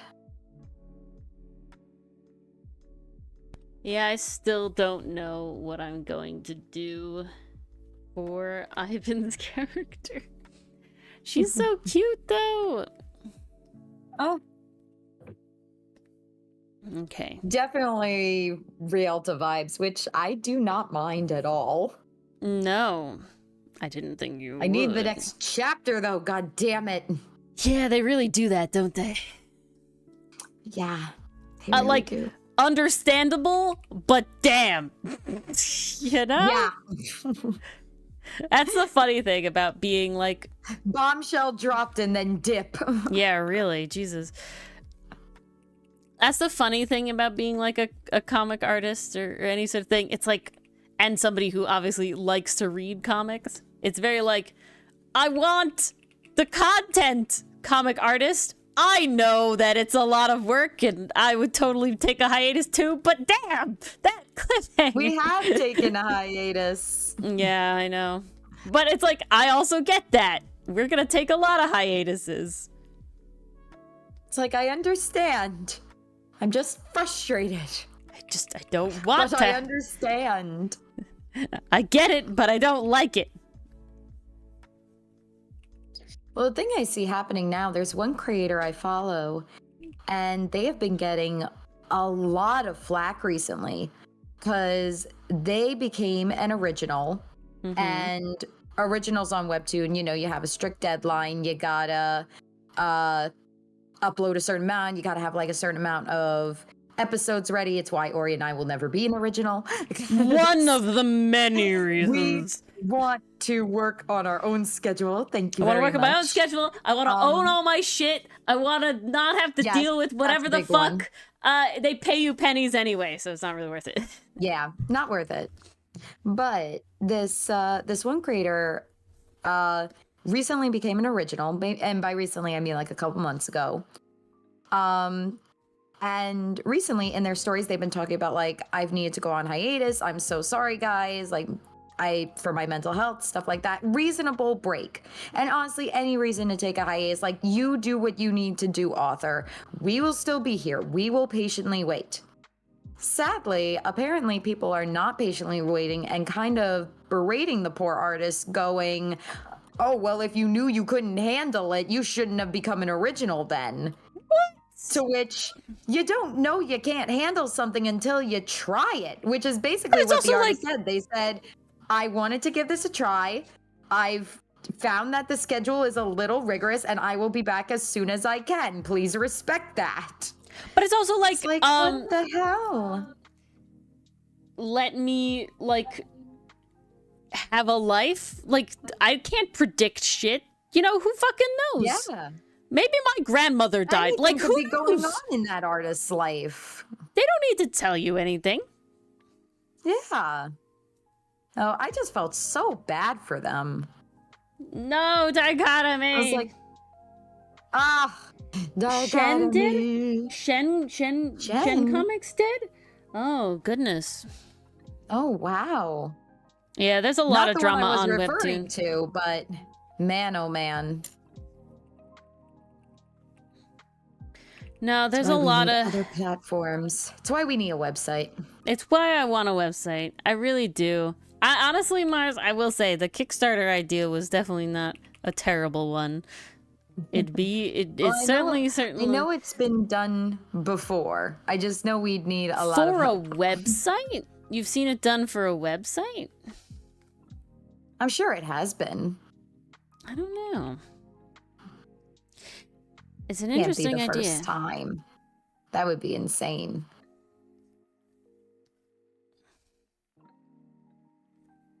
It's an interesting idea. Okay. Oh my god, and in the armor! Small but mighty. Indeed. Ooh, nice. Now they're all converted. Ooh, very, very nice.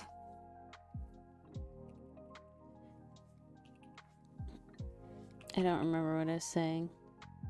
We're talking about comic stuff. Oh yeah, Webtoon has been a problem for a while. But, yeah, I don't know. Y'all in chat, would you even consider backing a Kickstarter relating to get a comic website? Hypothetically speaking. Very hypothetically speaking. Yeah, I feel like that wouldn't happen until year 5, maybe. Really? That long? Oh, I don't know. I don't think they're that expensive. Understandable, femboy. Broke? Yeah, understandable. Understandable, yeah, femboy. Mason. Yeah, we totally get it. Such is life, you know? Ain't that just the way? Ain't that just the way? Ain't that just the way? Ooh. Ooh. Maybe I'll save it. I won't say it yet. Oh, well, no. It reminded me of something. Oh. But I don't know if I want to say just yet. No, not Toothless. It was Over the Garden Wall related. Oh. I saw a really cool Over the Garden Wall thing, and I bought 2 of them because I really wanted one, and I thought you would really want one too. So, Merry Early Christmas. Yeah. Okay, Mars is at the point where it's like, honestly, I don't know if I'm ever actually celebrating your actual birthday or actual Christmas anymore. Yeah, It's more like, I like that thing, and Mars would like that thing too, and I get it now, and I can't wait. I'll fucking forget, and I just want to give it to her. No, literally, Ori's and my birthday exist in the nebulous range of sometime between summer and Christmas, New Year's. Our birthdays and Christmas all exist in the you'll get 2 gifts a year at very least. That I can guarantee. This was really funny because, guys, I do know Ori very well. I will say this because really? I was scrolling on Instagram and there's an artist that I follow and they made really, really pretty treasure bug pins from Dungeon Meshi. So and I saw that and I was like, ooh, Ori would love that. So I decided to place the order immediately because the shop had just opened. And I was like, ooh, let's get this ahead of time. I'm ready. I'm going to be prepared. Oh, no. Not 4 hours later, Ori is going. First time now. I'm so sorry. Not 4 hours later, does Ori message me, Mars, pretty treasure bug pin. I just bought it. And I'm like, oh, beans. I'm so sorry. Oh, guys, she has not told me this until just now. Oh my god. Sharing it at all. I was honestly gonna wait until the other thing arrived and I was gonna be like, by the way, I had this other thing planned, but so now we have a treasure bug pin. God. That's so funny. See, I thought that's so funny. Oh my god, that's hilarious. It was too good, Mars. It was too strong of a pin.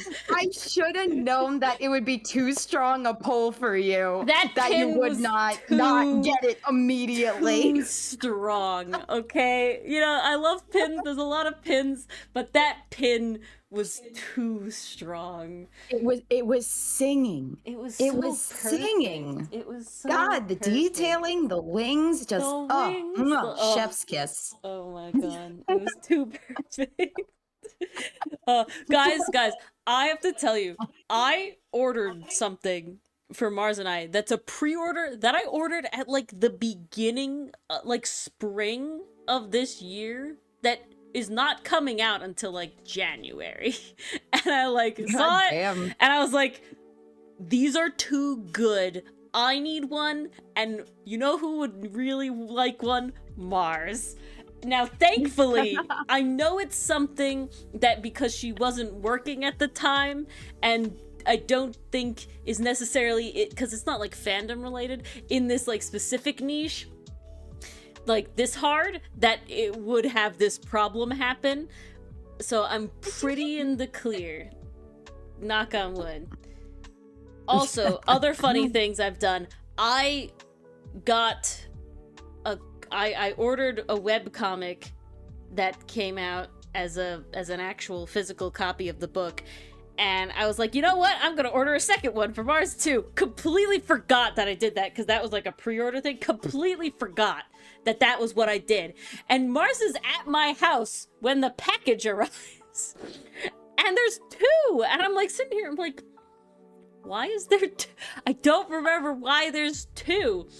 I can't, like, all right, Mars, I know you like this thing like, too. Free Here you go. And we're just kind of, I was like, no, I meant to order that for Mars. Like, I ordered that for Mars.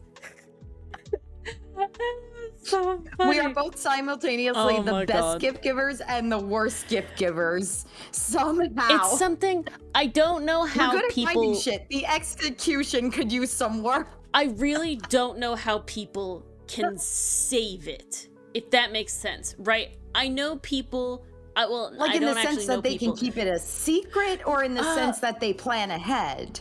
Both. Like, to be the most epic gift giver, right? I would say I would take that both the Marcel figures that I ended up giving you, right? And the book, you know, and the whatever, something else. Don't even remember now. And I would I would wait for them all to come in one by one, right? And then I would keep them. And then I would wait until your birthday or Christmas. Mars kind of sucks. Her birthday's a little close to Christmas. 5 Christmases taken care of with that method. Well, no. And then that would just be one, you know, that would be your year, that thing, right? That would be like the thing. And so it'd be like, I see. Because it's just like you collect them, right? You know what I'm saying? You just like slowly collect them. And that would be like the gift. And that's what like some people do who are like known for being really good at gift giving, is like you sit there and you like collect a bunch of stuff. Ooh, snap, Mason. Oh, that's wild, Mason. They shall give thanks for your birth. What about this year? And but so it's like, but I can't do that. I'll lose it. That's honestly my biggest fear, is I'll lose it.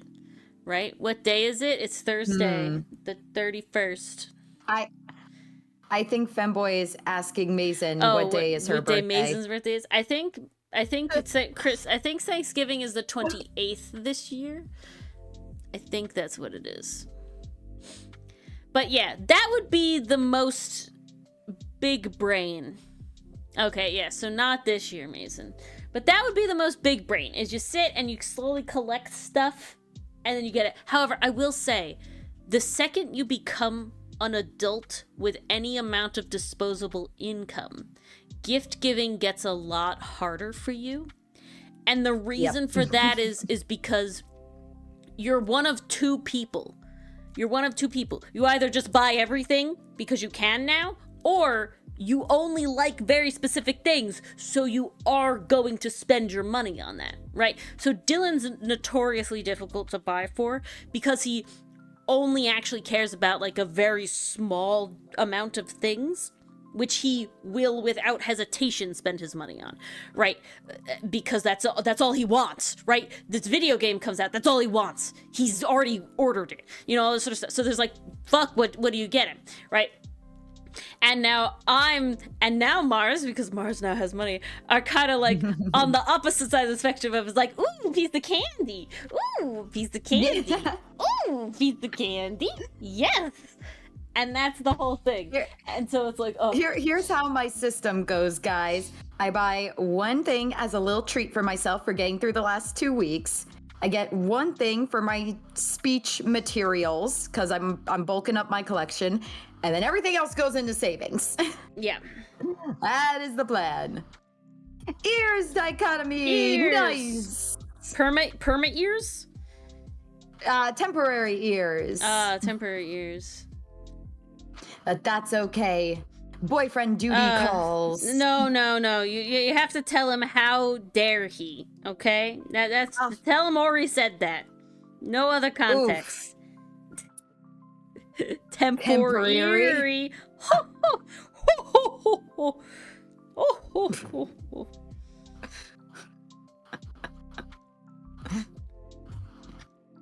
My brain. Oh yes, those are the stories of how Ori and I are both simultaneously the best and worst gift givers. Yeah, it's a ride. That's but for I was sure. debating sitting on that treasure bug pin story. That's so funny. I was like, you know what? This opportunity is too good. That's so funny, though. Oh my god, I'm dying. Also, Mars and I, we went to a convention together, and she's like, all right, I have to vet every, like, Dungeon Meshi poster you're gonna buy yourself. Yeah. She's like, nope, that one's fine. Nah, that one's fine. No, here's the thing, because one of the Dungeon Meshi posters I saw there was someone I actually followed on Instagram. So not only is an artist I follow somehow living in the same state as me, that's kind of wild. Yeah. But they were showing art there that I've seen on my phone. So I'm like, oh crap, is that what I ordered her? So I was like, wait, Ori, wait, down, girl. Hold on. It's so funny though. Yes, very subtle. That is my specialty after all. At this point, it's like, who cares? You know, I don't know. Yeah. I was like, after this, once the cover is blown, then the fun becomes the eventual countdown until it arrives. Because usually that's paired alongside an anime and vibe day, which is just, everything all wrapped into one. So nice. But nah, this over the garden wall thing, I'm pretty sure you wouldn't have found it. I'm pretty sure you wouldn't have bought it. So I think you'll like this one. Sounds awesome. Okay.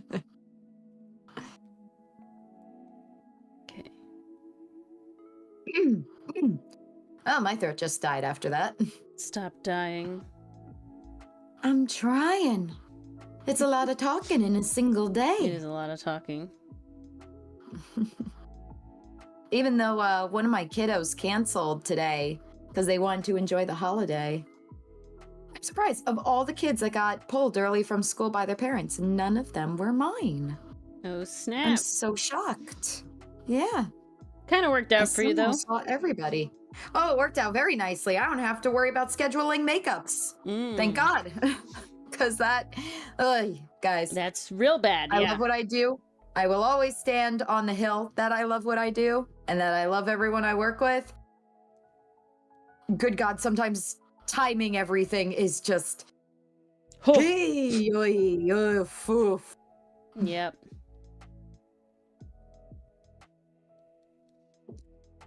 Snap dichotomy. That was quick. Is it like one of those standing desks or is it like a brand new desk?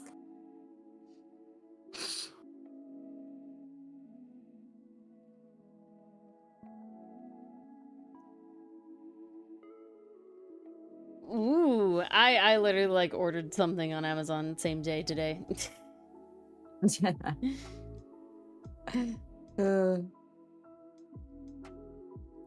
Sometimes you just need to do it.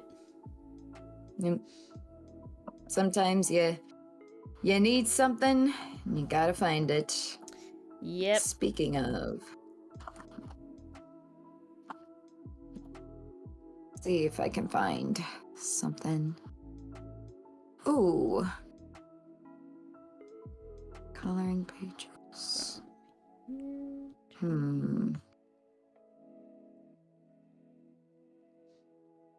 Reader theater. Okay. Yeah, of course. Always curious. Oh, absolutely. Ooh, please do. Promotion soon. Knock on wood. Oh, congrats. Well, congrats in advance. Oh, snap, Enthuse. Whoa. Enthuse, which VTuber was it? Because I did literally the exact same thing for Monarch's acrylic standee. Yeah, but Enthuse is saying that they discontinued. Last time she was running Monarch. The whole. Oh. Oh, her entire VTuber? And she still exists as a VTuber, right? I thought. I don't know if we're asking. No. We're talking about discontinued the VTuber.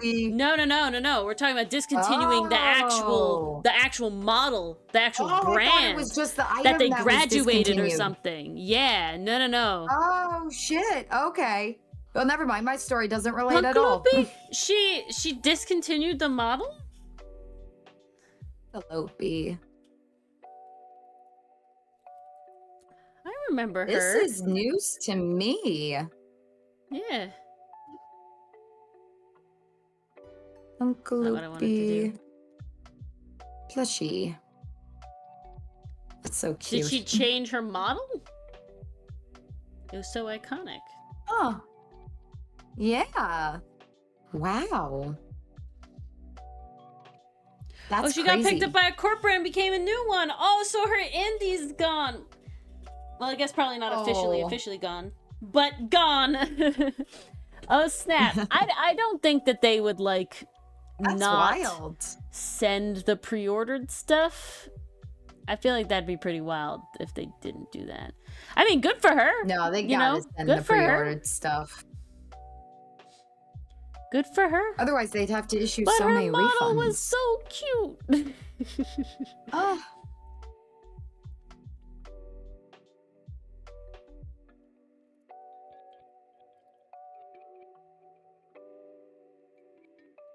That's so wild.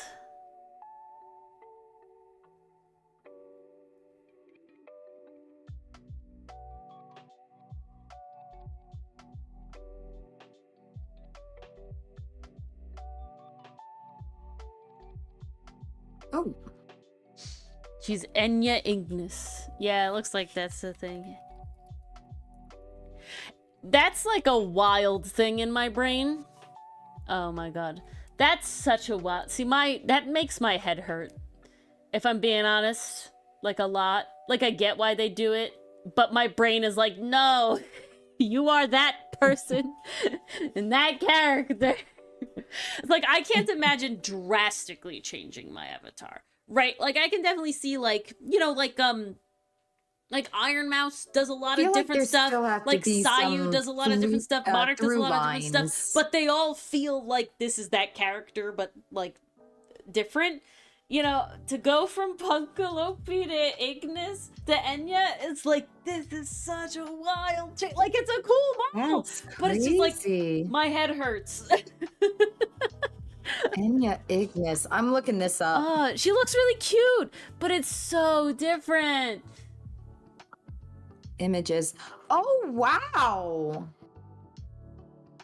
Like, my brain. That's completely different. And then imagine, like, leaving your whole, like, brand behind. That's crazy. Yeah. Like, I totally get, like, you know, everybody, you do you, and, you know, if this is the stable and whatever you want, like, 100% good stuff. But, like... It is such a 180 from the pastel, like, cute bunny to, like, bright red Sergeant General, I guess? She gives Jotaro vibes. What's that? That's a type of hat. I can see it. Yes, Mason. Iron Mouse is great.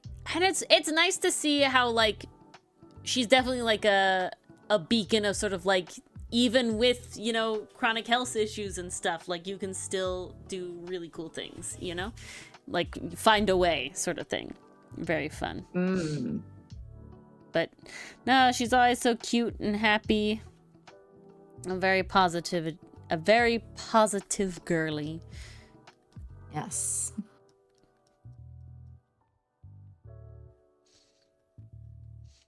But yeah, so stand. My brain is definitely just like,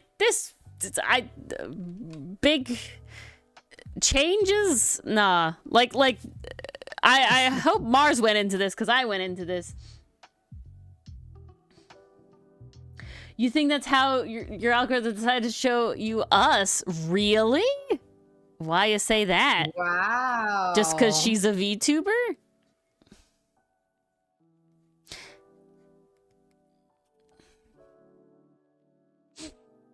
No.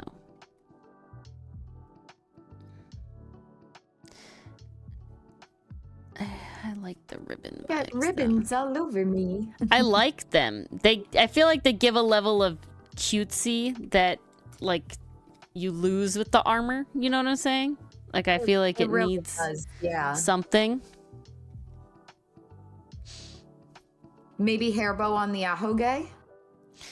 No, I think I'm gonna thread the armor. Ooh. Like that. And then we'll keep the little vibe. Front. Maybe I'll make this a bigger bow. Okay, maybe I'll make this a bigger bow. I kind of like it being a droopy bow, though, and not like an up and about bow.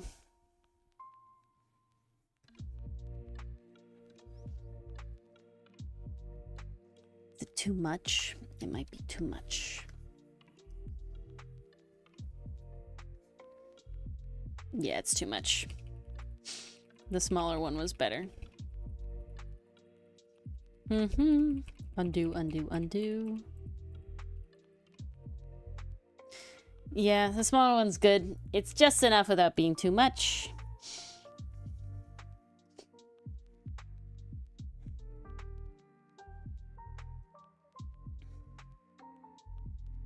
You might be dichotomy. Maybe. I think there are a couple others that find us through curios.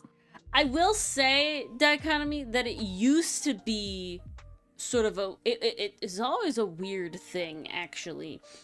Because I think the actually majority of our original audience...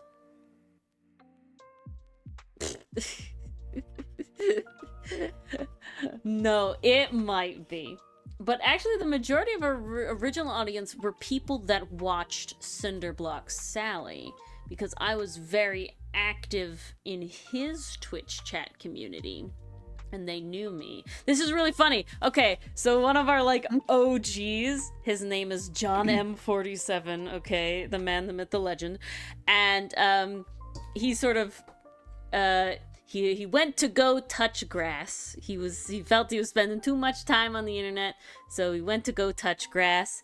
And I kind of DM'd him when the server changed over, because I was like, hey, I know you said you would come back, eventually one day, whatever, just letting you know about the server and everything like that.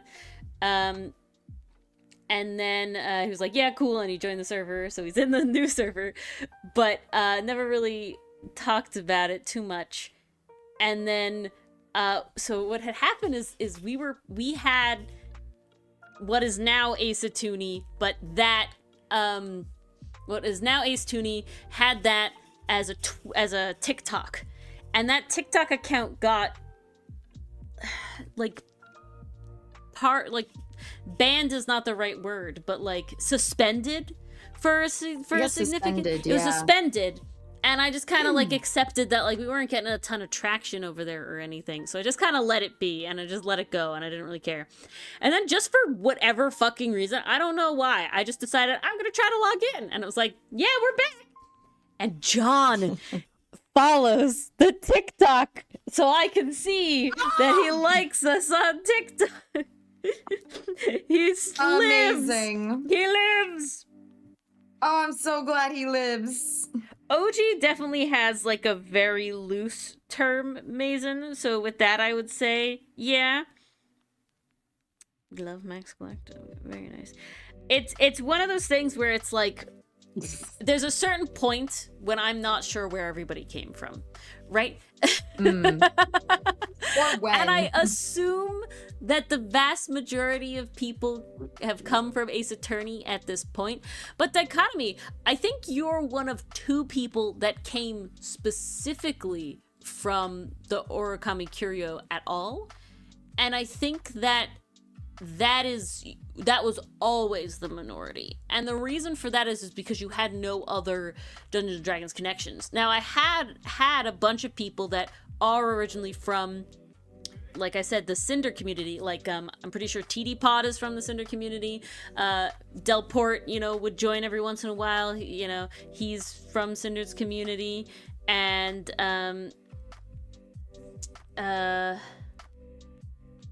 trying to think of anybody else I'm immediately off the top of my head.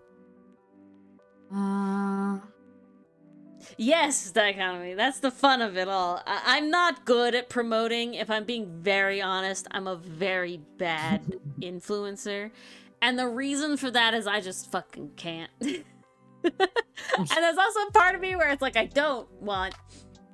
Because, I find the homebrew space is very different than everybody. I don't know of any of the other homebrew people who do any streams and stuff. It's Cinder, Kaz. While I did consider Kaz, I know Kaz from Cinder and thus the Dungeons & Dragons community. It's much more the actual play community and less the homebrew community. And well, Enthuse, it recently had a few posts. I just literally can't do it all. And It's a I lot. always want to do more, and so I just accept that it's like every once in a while it'll get a post. I mean, it still gives me commissions every once in a while, so it is what it is. But like, we still get likes and follows over there, man. It's still alive. It's definitely, I was once at 5,000 followers. I have since lowered, sadly, down to only in the 4,900, but you just gotta accept that, you know? But yeah, Whimsy and Wonder Oof. is over on there. I just can't do it, you know? And on top of that, the other big issue with it, what I really should do is I really should sit down and, like, make all the... Because I still do, like, D&D related commissions. A fair amount, especially item commissions. So I should sit down and, like, make them posts and set them up to post. Just to get a little consistency back. I have a lot of them in the bank, if I'm being completely honest. Yeah, really, dichotomy, right? But the issue is mostly actually the fact that we don't do D&D anymore. We don't play D&D anymore. The Origami Curio, while very much not even that enthused, because the Origami Curio is originally homebrew related, and it was specifically originally made because I was DMing a long form campaign that had we did this little side shoot campaign, and we were just I was making a lot of homebrew items, and Dylan was helping me make a lot of homebrew items, and I just was like, you know what, I want to draw them. Because I'm way too fucking extra, and that makes me really not like DMing. It's a bad, vicious cycle. But, I was like, I really want to draw them.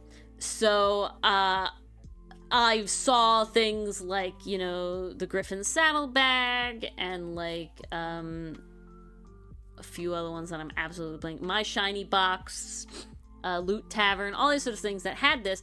And they have, like, a brand, right?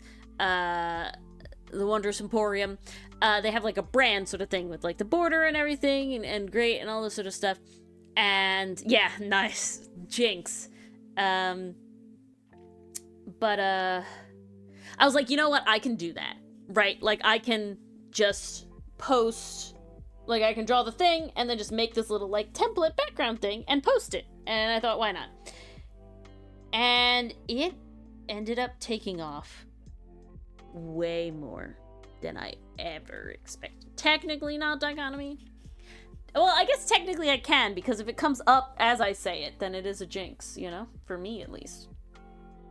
But it took off way more than I ever expected. And it ended up being that Dylan and I were making homebrew specifically just to post on the thing.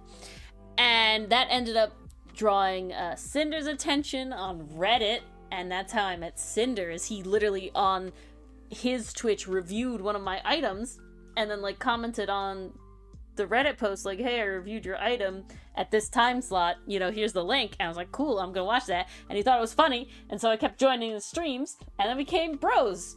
And that's how that happened, and everything like that.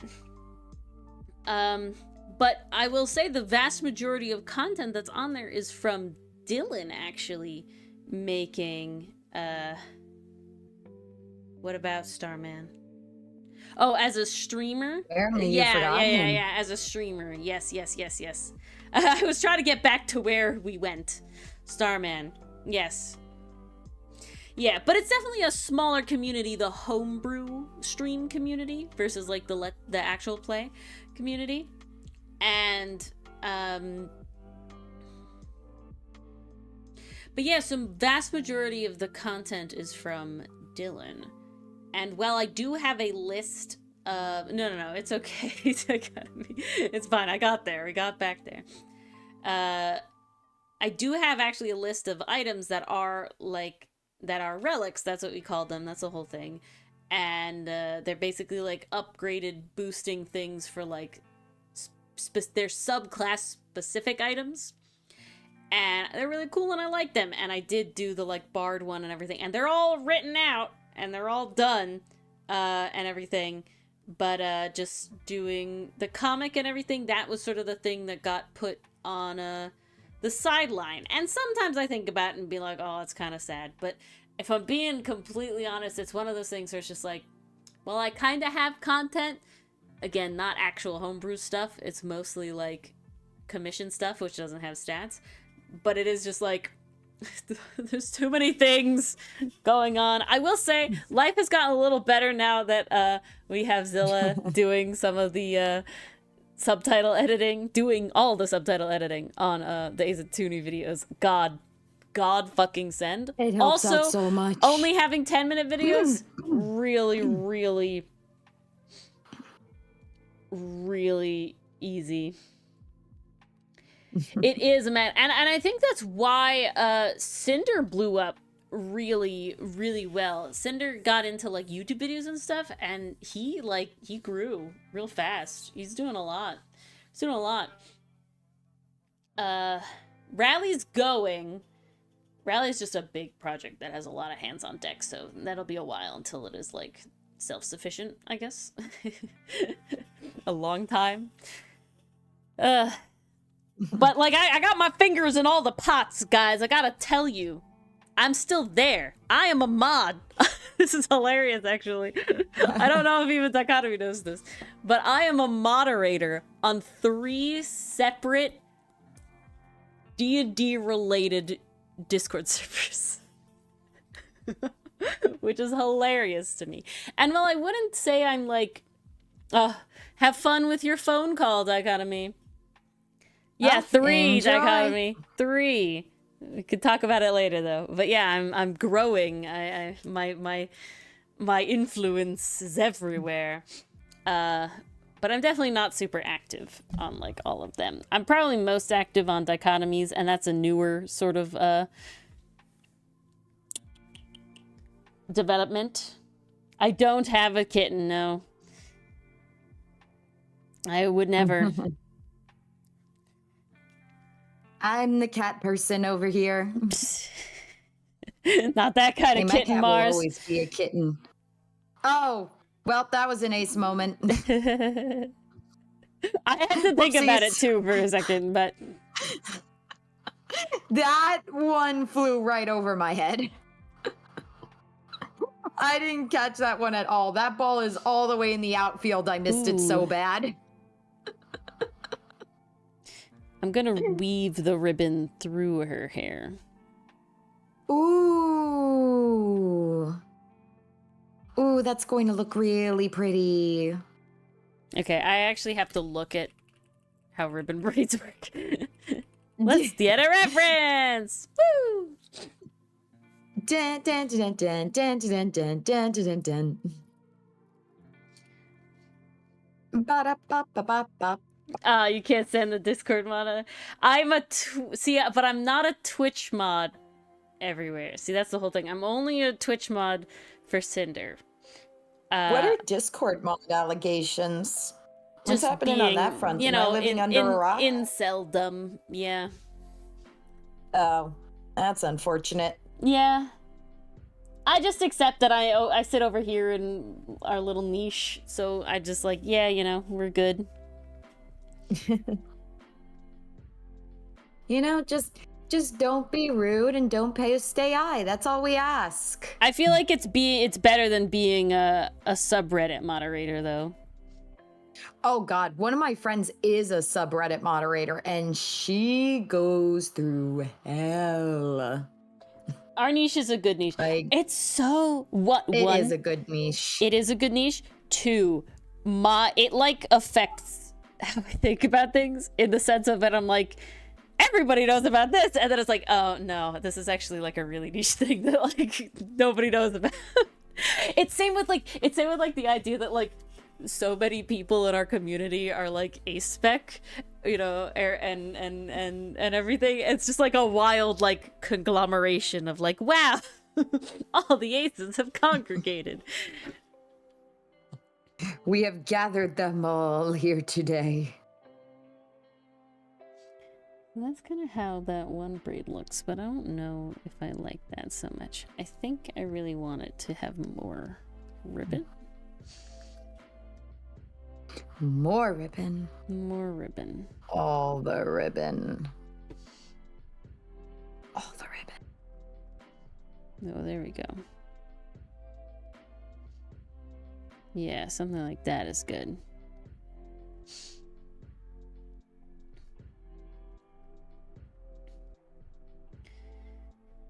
And success.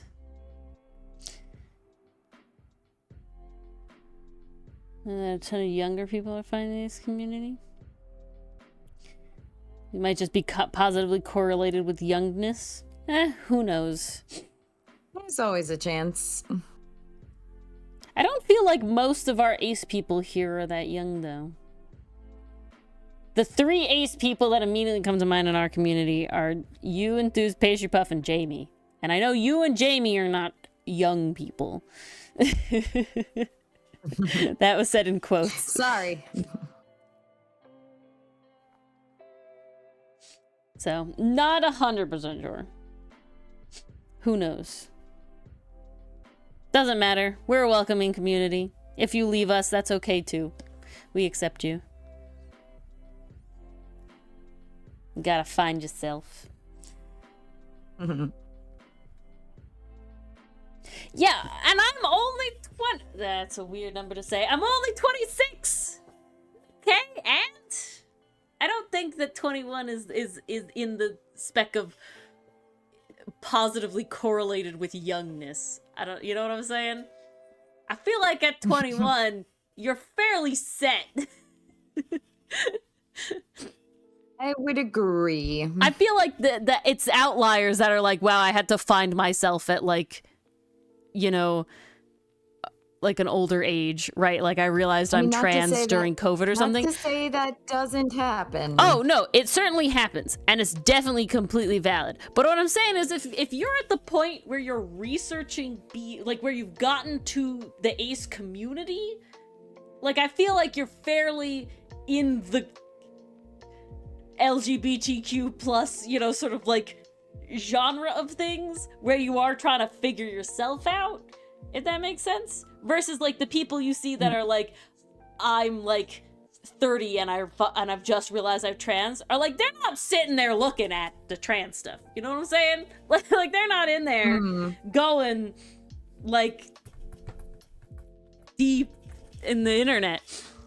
No, like deep dives are happening. Yeah. Because if they were happening, the egg would have cracked faster. You know what I'm saying? If you're exposed, it's gonna happen. Okay, she's very cute. She is adorable. Oh my gosh, this might be my favorite character. No, we have to... What's her name? Delaney. Well, she's next. Yeah. So are they just all going Delaney my favorite. Well, you haven't really had her very long yet. Not yet. Although I do like playing her. Having an extra free blast is quite nice. Mm-hmm. And boy, do I abuse the hell out of that. Like, wait. Okay, free blast. CMR. Free blast of fire to the face. And you have Rickery. I don't need this one. Look at our little gang of misfits. I don't even know what's his name. What is even his name? Fuck. This is bad, guys. This is real bad. It was CMR. It was CMR, Rickson, Tricky Pick Rickson, Rickery, and Gartuk. Gartuk was a fireman guy, and he was an orc that worshipped dragons. You know what? It's on Roll20. I can go look at that. Yeah, why don't we just look at that? I was worried it was on... Why should we use our brains? Let's just look. I was worried it was on the other one.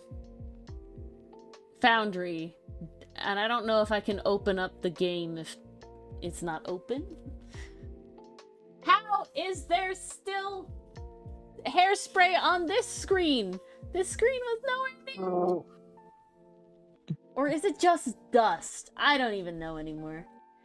If it's sticky, it's hairspray. Whoa, Dichotomy. That is one hell of an upgrade. I know Dichotomy left, but damn. Oh, I forgot.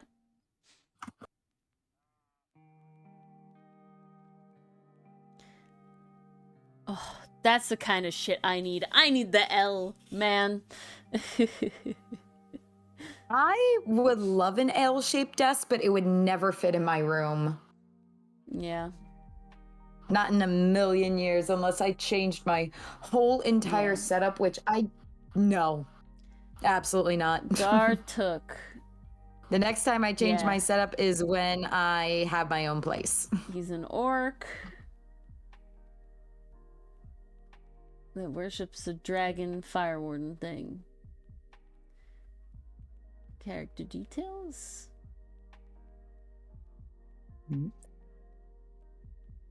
Notes, but nothing about him. Yeah, I have no idea what he looks like, if I'm being honest. And we might just leave it. Ivan's always the hardest to draw. I'm not gonna lie. Characters are so vague. I feel like he vibes, though, with whatever you give him. Yeah, I mean, you're all gonna fucking vibe with whatever I give you because, like, it's free art. And it's free art, really and you don't get to complain. No, you don't get to complain. But in all fairness, there usually is never a reason to. It seems like the person that I have the least amount of, like, through line, taste-wise, is with Doug.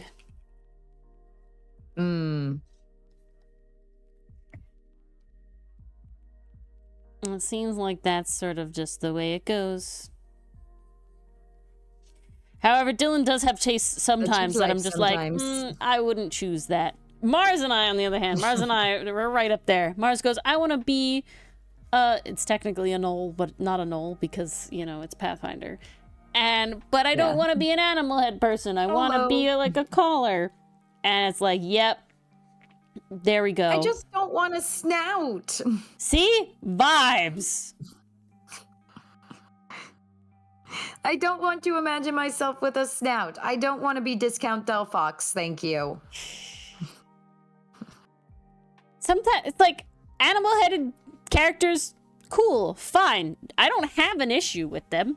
You want to be them, it's great. Work. I literally zero issue. It's not the vibe I'm currently feeling. I don't want to draw that. I struggle with pain every time. I find it difficult every time.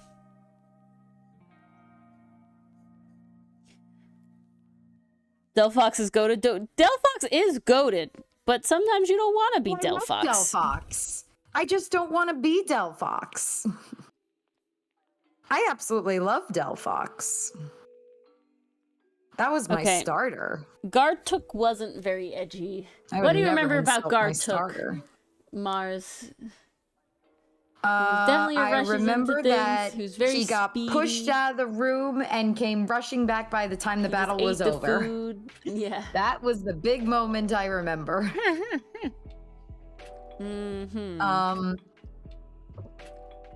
And I also remember him distracting the other guy while we snuck into the rooms to look for keys. Nothing about personality. Tea bags. I'm trying to remember. Oh god, brain, this is so bad. I'm just gonna look up fireman. I feel like he was the straight man to our chaos. He definitely was a bit Magnus rushes in vibes. Historic firemen are wild, man. God, everyone fucking wore suit in the past, guys. Where did that go? What is this? Share it. I looked up old-timey firemen, and I got this.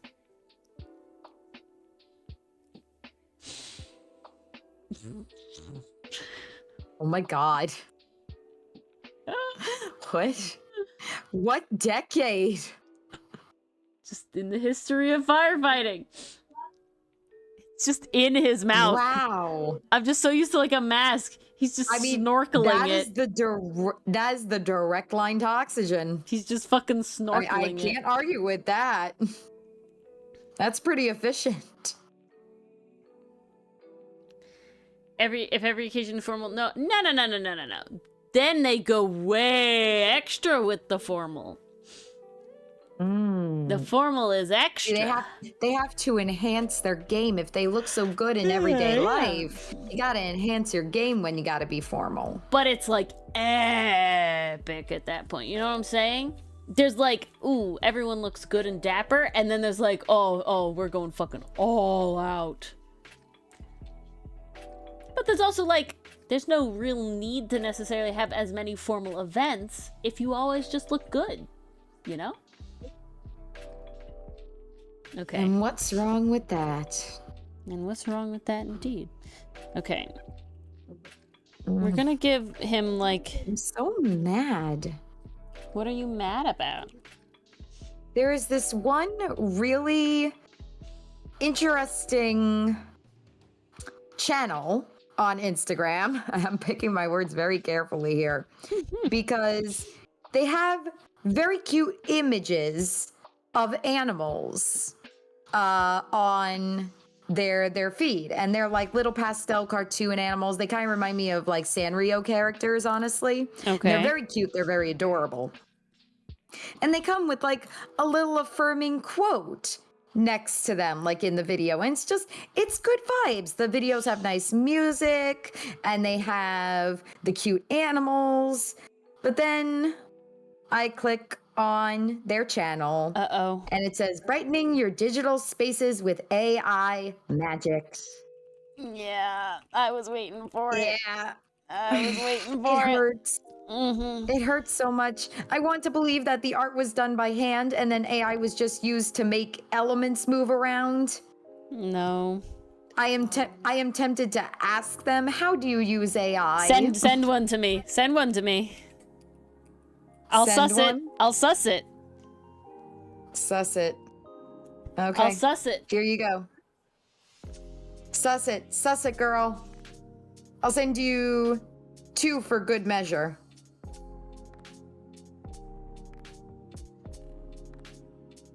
Oh my goodness. 3. I need your help, Detective Ori. You're sending them on Instagram. I've already brain blanked. Yes. Hold on. I'm going. Sorry. I'm going. I'm like waiting on Discord. I'm like, Discord, let's go. Discord, why are you taking so long? The witch free run stuff is great though. But all right. Isn't it so good? It's so good.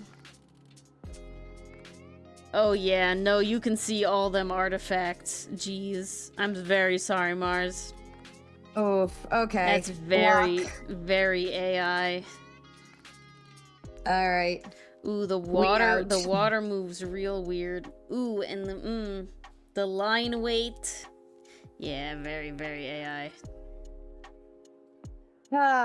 Maybe Instagram will pick up that all the channels I'm blocking specifically mention they use AI.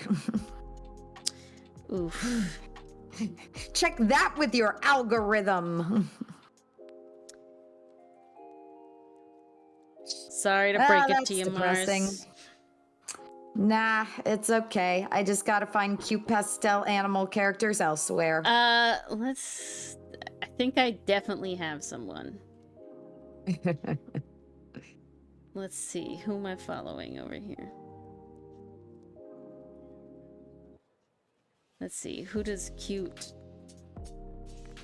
Thanks for being my AI detective, Ori. I have become, unfortunately, well versed with it.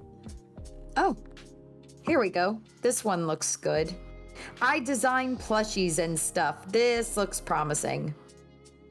We like and that. They're followed by other artists I like. Okay, this is good. Go. This is fine. I found a replacement. Mars has done it. And they have a lizard wizard. Beautiful. Lizard wizard. Oh! I have their plushies. Oh, you do? I have oh, shit. 3 of their plushies. Definitely 2. I have a strawberry cow and I have a little alligator and his name is Pickle and it's beautiful. That's adorable. It's okay to be EP For a second, I almost thought it was the Croco-Anna. No, that's somebody else. That's somebody else. But they have a little Yeah, Fluff Nest is they do lots of cute stuff. I love it. But yeah, I'm trying to remember exactly what I have. I'm pretty sure I just have they have like a strawberry cow, which I have, and then I definitely have their crocodile. I've debated their shark because it's nearly good shark shape, but not exactly what I want. But their plushies are really cute. High recommend. Okay. Now I know that's a good one. Yeah. Followed by other artists you follow. Yes, they are. Including the big artist. Yeah, the only artist that matters. Can you see? I don't have. Yeah, this is the only power we have as the masses, guys. We can block AI channels from showing up on our feed. We'll find Pickle. I'll show you. Whole horse.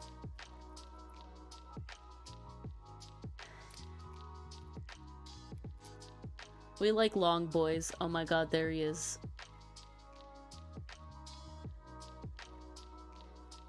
Here is Pickle. Look at him! Oh my god! We gotta see Pickle. Oh my god, that is too cute. He's so good. I would die for Pickle. I do die for Pickle. We love him. He's so good. He looks so soft. He's so perfect. They are very, very soft. He just looks so soft. I want to give him a hug.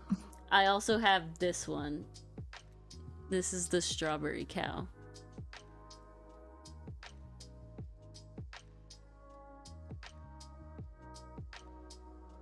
Because he's a pickle whole horse. Oh my god, look at that cow. Isn't it so cute? This is the first one I got. That is the most cow. It's so cow. It's so cow. Yep. It's so good. I enjoy strawberry cow, guys. Like, if you get me a pink cow, we're just best shit. Best shit. I have multiple pink cow plushes. Strawberry cow? Yes, well, strawberry cow. I'm sorry that if that brings up bad memories, Mason. I love strawberry cows. Apologies. They're so cute. But honestly, like, guys, yeah, if you want a fun little plush, go to Fluff Nest. They make adorable shit. Holy. Ooh, they have a capybara plush. Yes, that's newer. They have tons of stuff. Oh my god. That's hella cute. Also, I'm sending you this Vash art because holy beans. It's really good. Is it this? Also, just a very funny side. This is another plush that I own from a different artist, but its name, it has a scientific name as its name, and its name is specifically Salamandra Long Boy with an I.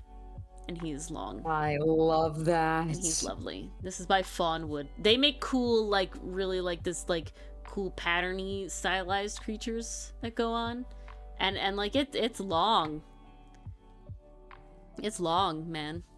You long boy. Yes, the heart enthused. They also have one in purple.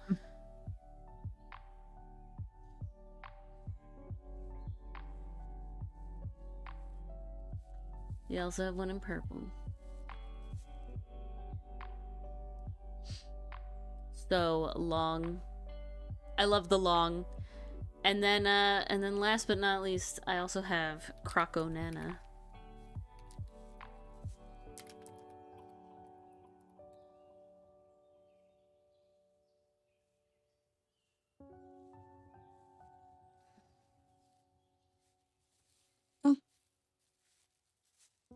Look at Croco Nana. You would have the power, Mason. I love Croco Nana. I adore Croco Nana.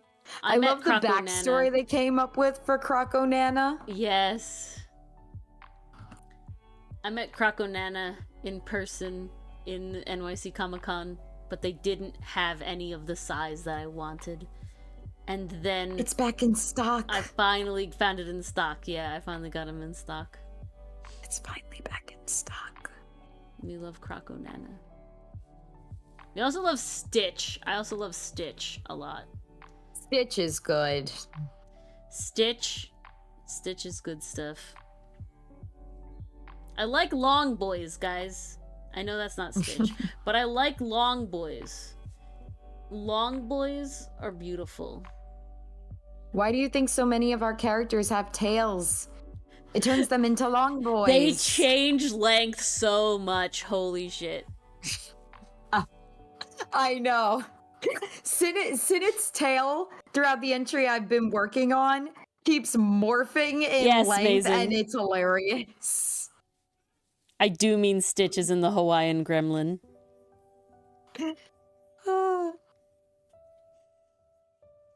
But he's such a charming little gremlin. Oh, yeah.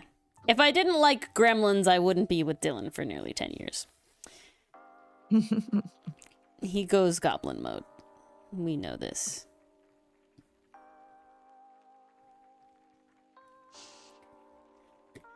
But, alright. We'll add one more fun little post, I think, of the doodles I've done today of our boys. Do it. I did so many doodles today. Which one do you think, Mars? Out of those four Milanos, which one? Let me Which see. one should I share? Ooh. I'm torn between Sleepy Eepy on the steering wheel or Confused Map Boy. Your choice. Those are my two favorites. Confused Map. Alright, guys. I think Definitely I finally Confused Map. locked in a doodle style. And now we have in the Discord, in the manuscript, we got one more.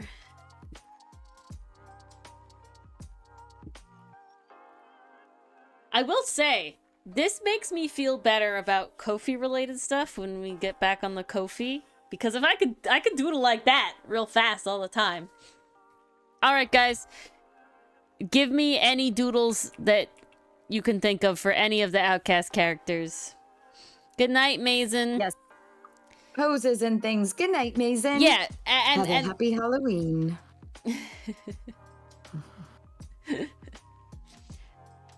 And yeah, so like I asked Mars, and Mars just went. Let me say exactly what she says. Him at the ship wheel, him with a map, him eating fruit, thumbs up. Those were what she said. So you could be vague AF, man. But pick a character. Listen, and I'm gonna I had just finished dancing to a round of the Monster Mash, Thriller, and Who Let the Dogs Out for about an hour straight. I was very tired. Chips and Zalza. Zalza. Oh, Chips and Zalza. Instead of salsa, yeah, chips and I was salsa. reading that as Chips and Zalza.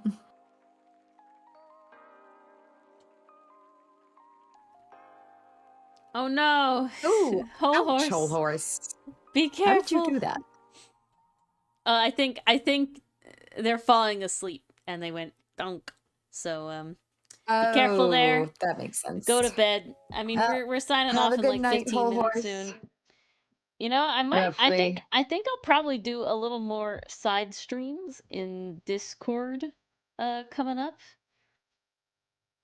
Ooh. Because Dylan has to work on weekends these days. And so while I'm getting stuff done, I might be doing that. So good that you joined, Whole Horse. It's the time to do it. But I also want to get more Nicole time, guys. I'll be honest. I need more Nicole time. She lives in time zone stupidness. How dare she? So that's what we gotta do.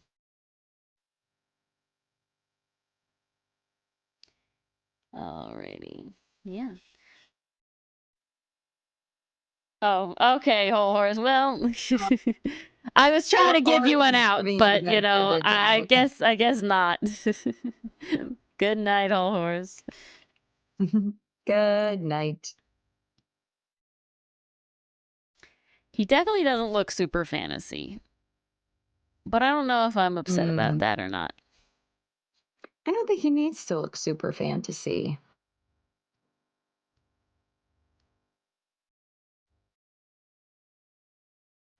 I mean, we all came from the real world anyhow, Well, it wasn't the real and world. we're You just came magicked from into a fantasy your world. place. I wouldn't have called it the real world. It was still D&D, you know? Artist's interpretation. You, Rickariti, the bird person, was not from the real world, Mars. Hmm. Not feeling that hairstyle. Let's try again. I just, like, okay, when you think fireman, you think of, like, beards and short hair, but I don't know if I want that on this orc. I don't picture a beard. Gotta be honest. Okay, but you picture, like, pretty short, boring hair, right? I would say so. That's not what we want.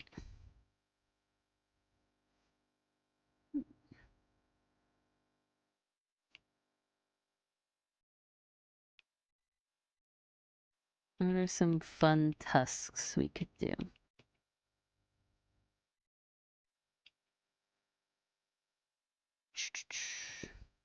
Oh, Enthuse, if you're still here. You seemed particularly sad about the orc. I'll be curious of. Did you like that one specifically? I'm so curious. Because I will admit, Enthuse, if you say yes, I will probably put more effort into putting at least the commission stuff on there. If she knows people want them. Yeah, I'm influenced. I'm an influencer that can be influenced. Only to a certain extent, though. I will say, if it's not something I already want to do, you probably can't influence me that hard.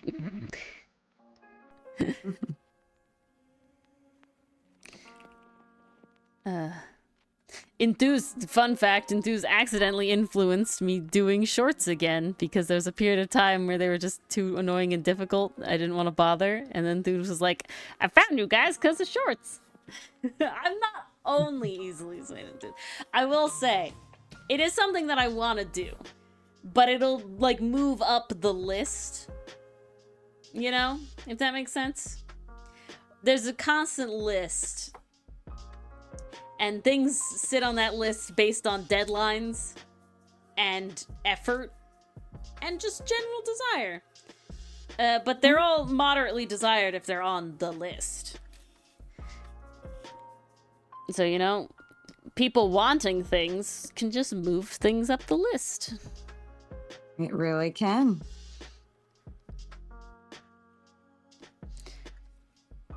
I just have no idea what for his hairstyle to be.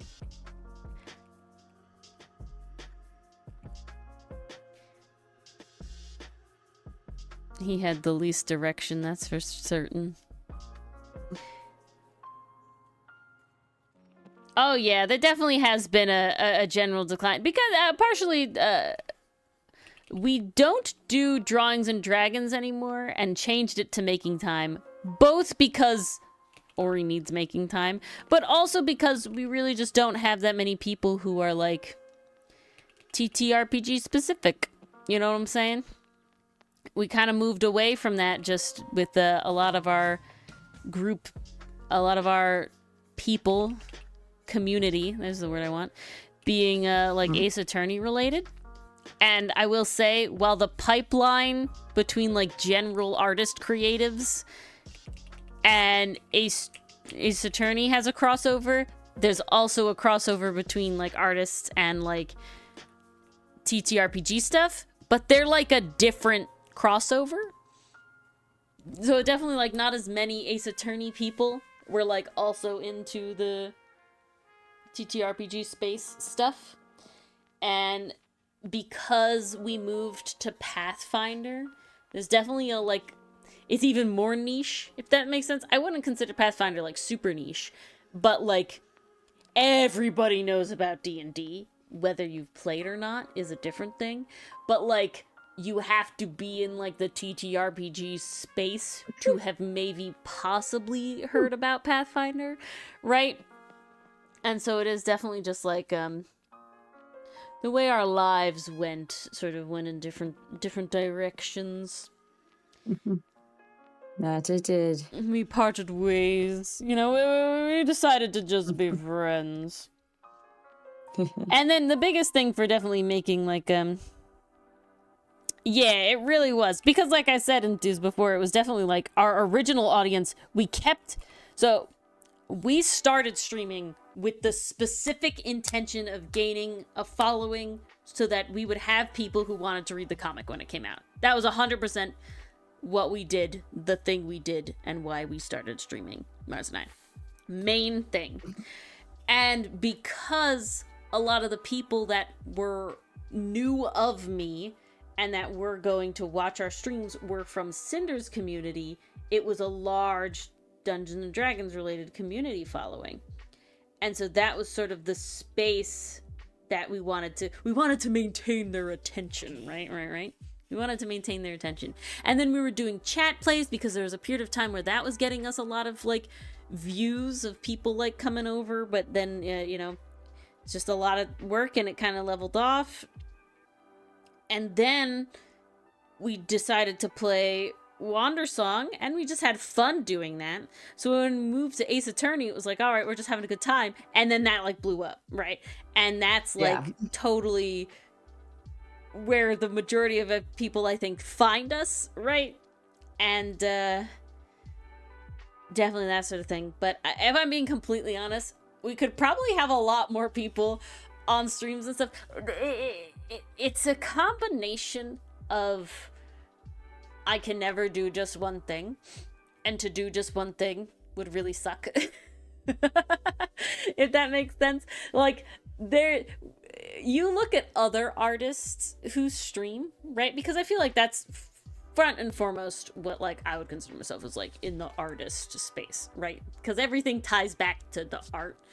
And when you look at, like, other artists that stream, they stream, like, their art stuff, and then they may also stream themselves playing video games, but you don't see them necessarily doing a lot of, like, edited video game Let's Play content. It's definitely not into, like, the episodic version that we do. But that was something I wanted to do for me, because I don't like watching streams, and I wanted to have that sort of thing, and I enjoyed doing it. So, and then it started taking off. Like, goodness, 1,000 followers in a year, 2 years? And math, 2 years? I don't know. When did I start posting videos? I don't even know. 2 years. I feel like that's right. 2 years. Which is just, you know, pretty neat. And so it's like, it kind of accidentally fragmented itself in a weird way. And I just feel like in my brain, I want everything to fit into a box. So, but that's partially why I'm trying to, like, post more, like I went back to the TikTok specifically because I wanted to post the animations I've done for our Let's Plays. And so I wanted to post them somewhere else because I didn't feel like posting them on, like, my art channel everywhere, because just a lot of layers. I'm not gonna bore you with it. I think everyone's gonna be bored about it, and we're pretty much at the end. But yeah, there's a lot of weird. I'm a bad influencer, and I'm not a bad influence, but I'm a bad content creator. Not because the content I make is bad, it's because I'm bad at making content. I think is the way Which is put it. so specific. It's a very funny. It's a very funny thing. It's more like I need to make one post that somehow has everything together at once, so I can post it everywhere and be like, look at all the things we do, and then I can just be like, I did it.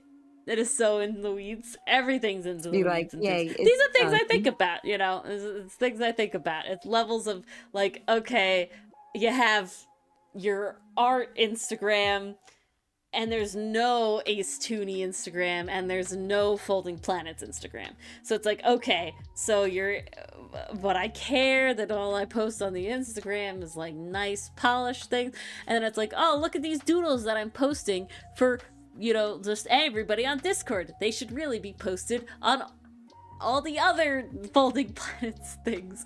And it's just, oh my god, that's what I really need somebody to do. Oy, oy, oy. How do I make my mom my social media manager? No. Pathfinder, Caller Edgeworth art, triple cross posted. Is that everything? Yeah, I guess that is everything. Yeah, you hit it. What class is he enthused? That's a Dylan question. You do. Honestly, that's a fun thing to think about, though. That might be a cool stream idea. Making, like taking all the things, right? If that makes sense. So, like, I kind of did that because I had Dylan make a peace hammer with me for Pathfinder, which got posted on the Curio, which was definitely Ace Attorney, like, moderately inspired, because it obviously was a gavel and everything. But that could be an interesting sort of thing. Like, okay, take what are the 4 corners of my, the internet presence, right? You got Ace Attorney, you got, TTRPGs, and you got the comic. I know you did it. It was just a funny question. You got the comic. Is there anything else? I think that's it. Right? Just the 3? Pathfinder, Caller, Edgeworth art. Yeah, that's just 3. So then it could be like, okay, what's an Ace Attorney Pathfinder thing? We make, like, an item. And that goes into the Curio, and can get funny posted on, like, the Tumblr and, like, the Ace Tooney thing, and it could be a stream. And then it's like, okay, how do we mix... We've already mixed Ace Attorney in the comic. It's fucking called the AU. That's good. That's good, though, Enthuse. Honestly, you know what? Big brain stuff right there. But, alright. Thank you all for coming out. Brain stuff. Happy to see you today, Enthuse. I know you can't make tomorrow, but I know you'll see the end of it. Well, go guess vote. What, Enthuse? I can't make tomorrow either, so yeah, well, the fact that tomorrow's happening is all your fault, so, just exactly. gotta say, it's all your fault. But, yeah, all right. Thanks for coming out. I'll see, hopefully, some of you tomorrow. I don't know if anybody else but Enthuse is still here. But that's okay. Pastry Puff, whoever. I'll probably see Pastry Puff tomorrow, whether he's here or not. But, yeah, thank you all for coming out. I'm very excited to see who we pick tomorrow. The lineup is looking pretty interesting. I am so curious. So, yeah. And we'll see you all then. All right. Good night. Well, I'll see you all then. Forget this Wii stuff. It's just me. My stream. Yeah, Let's go. It's just Ori. I'm not even going to be in chat tomorrow. She's not even going to be in chat. No. Neither's Dylan. Dylan's never in chat. Touching grass. How dare she make me do all the not touching grass. All right. I'll see you tomorrow. Say goodbye to Mars for 4 days.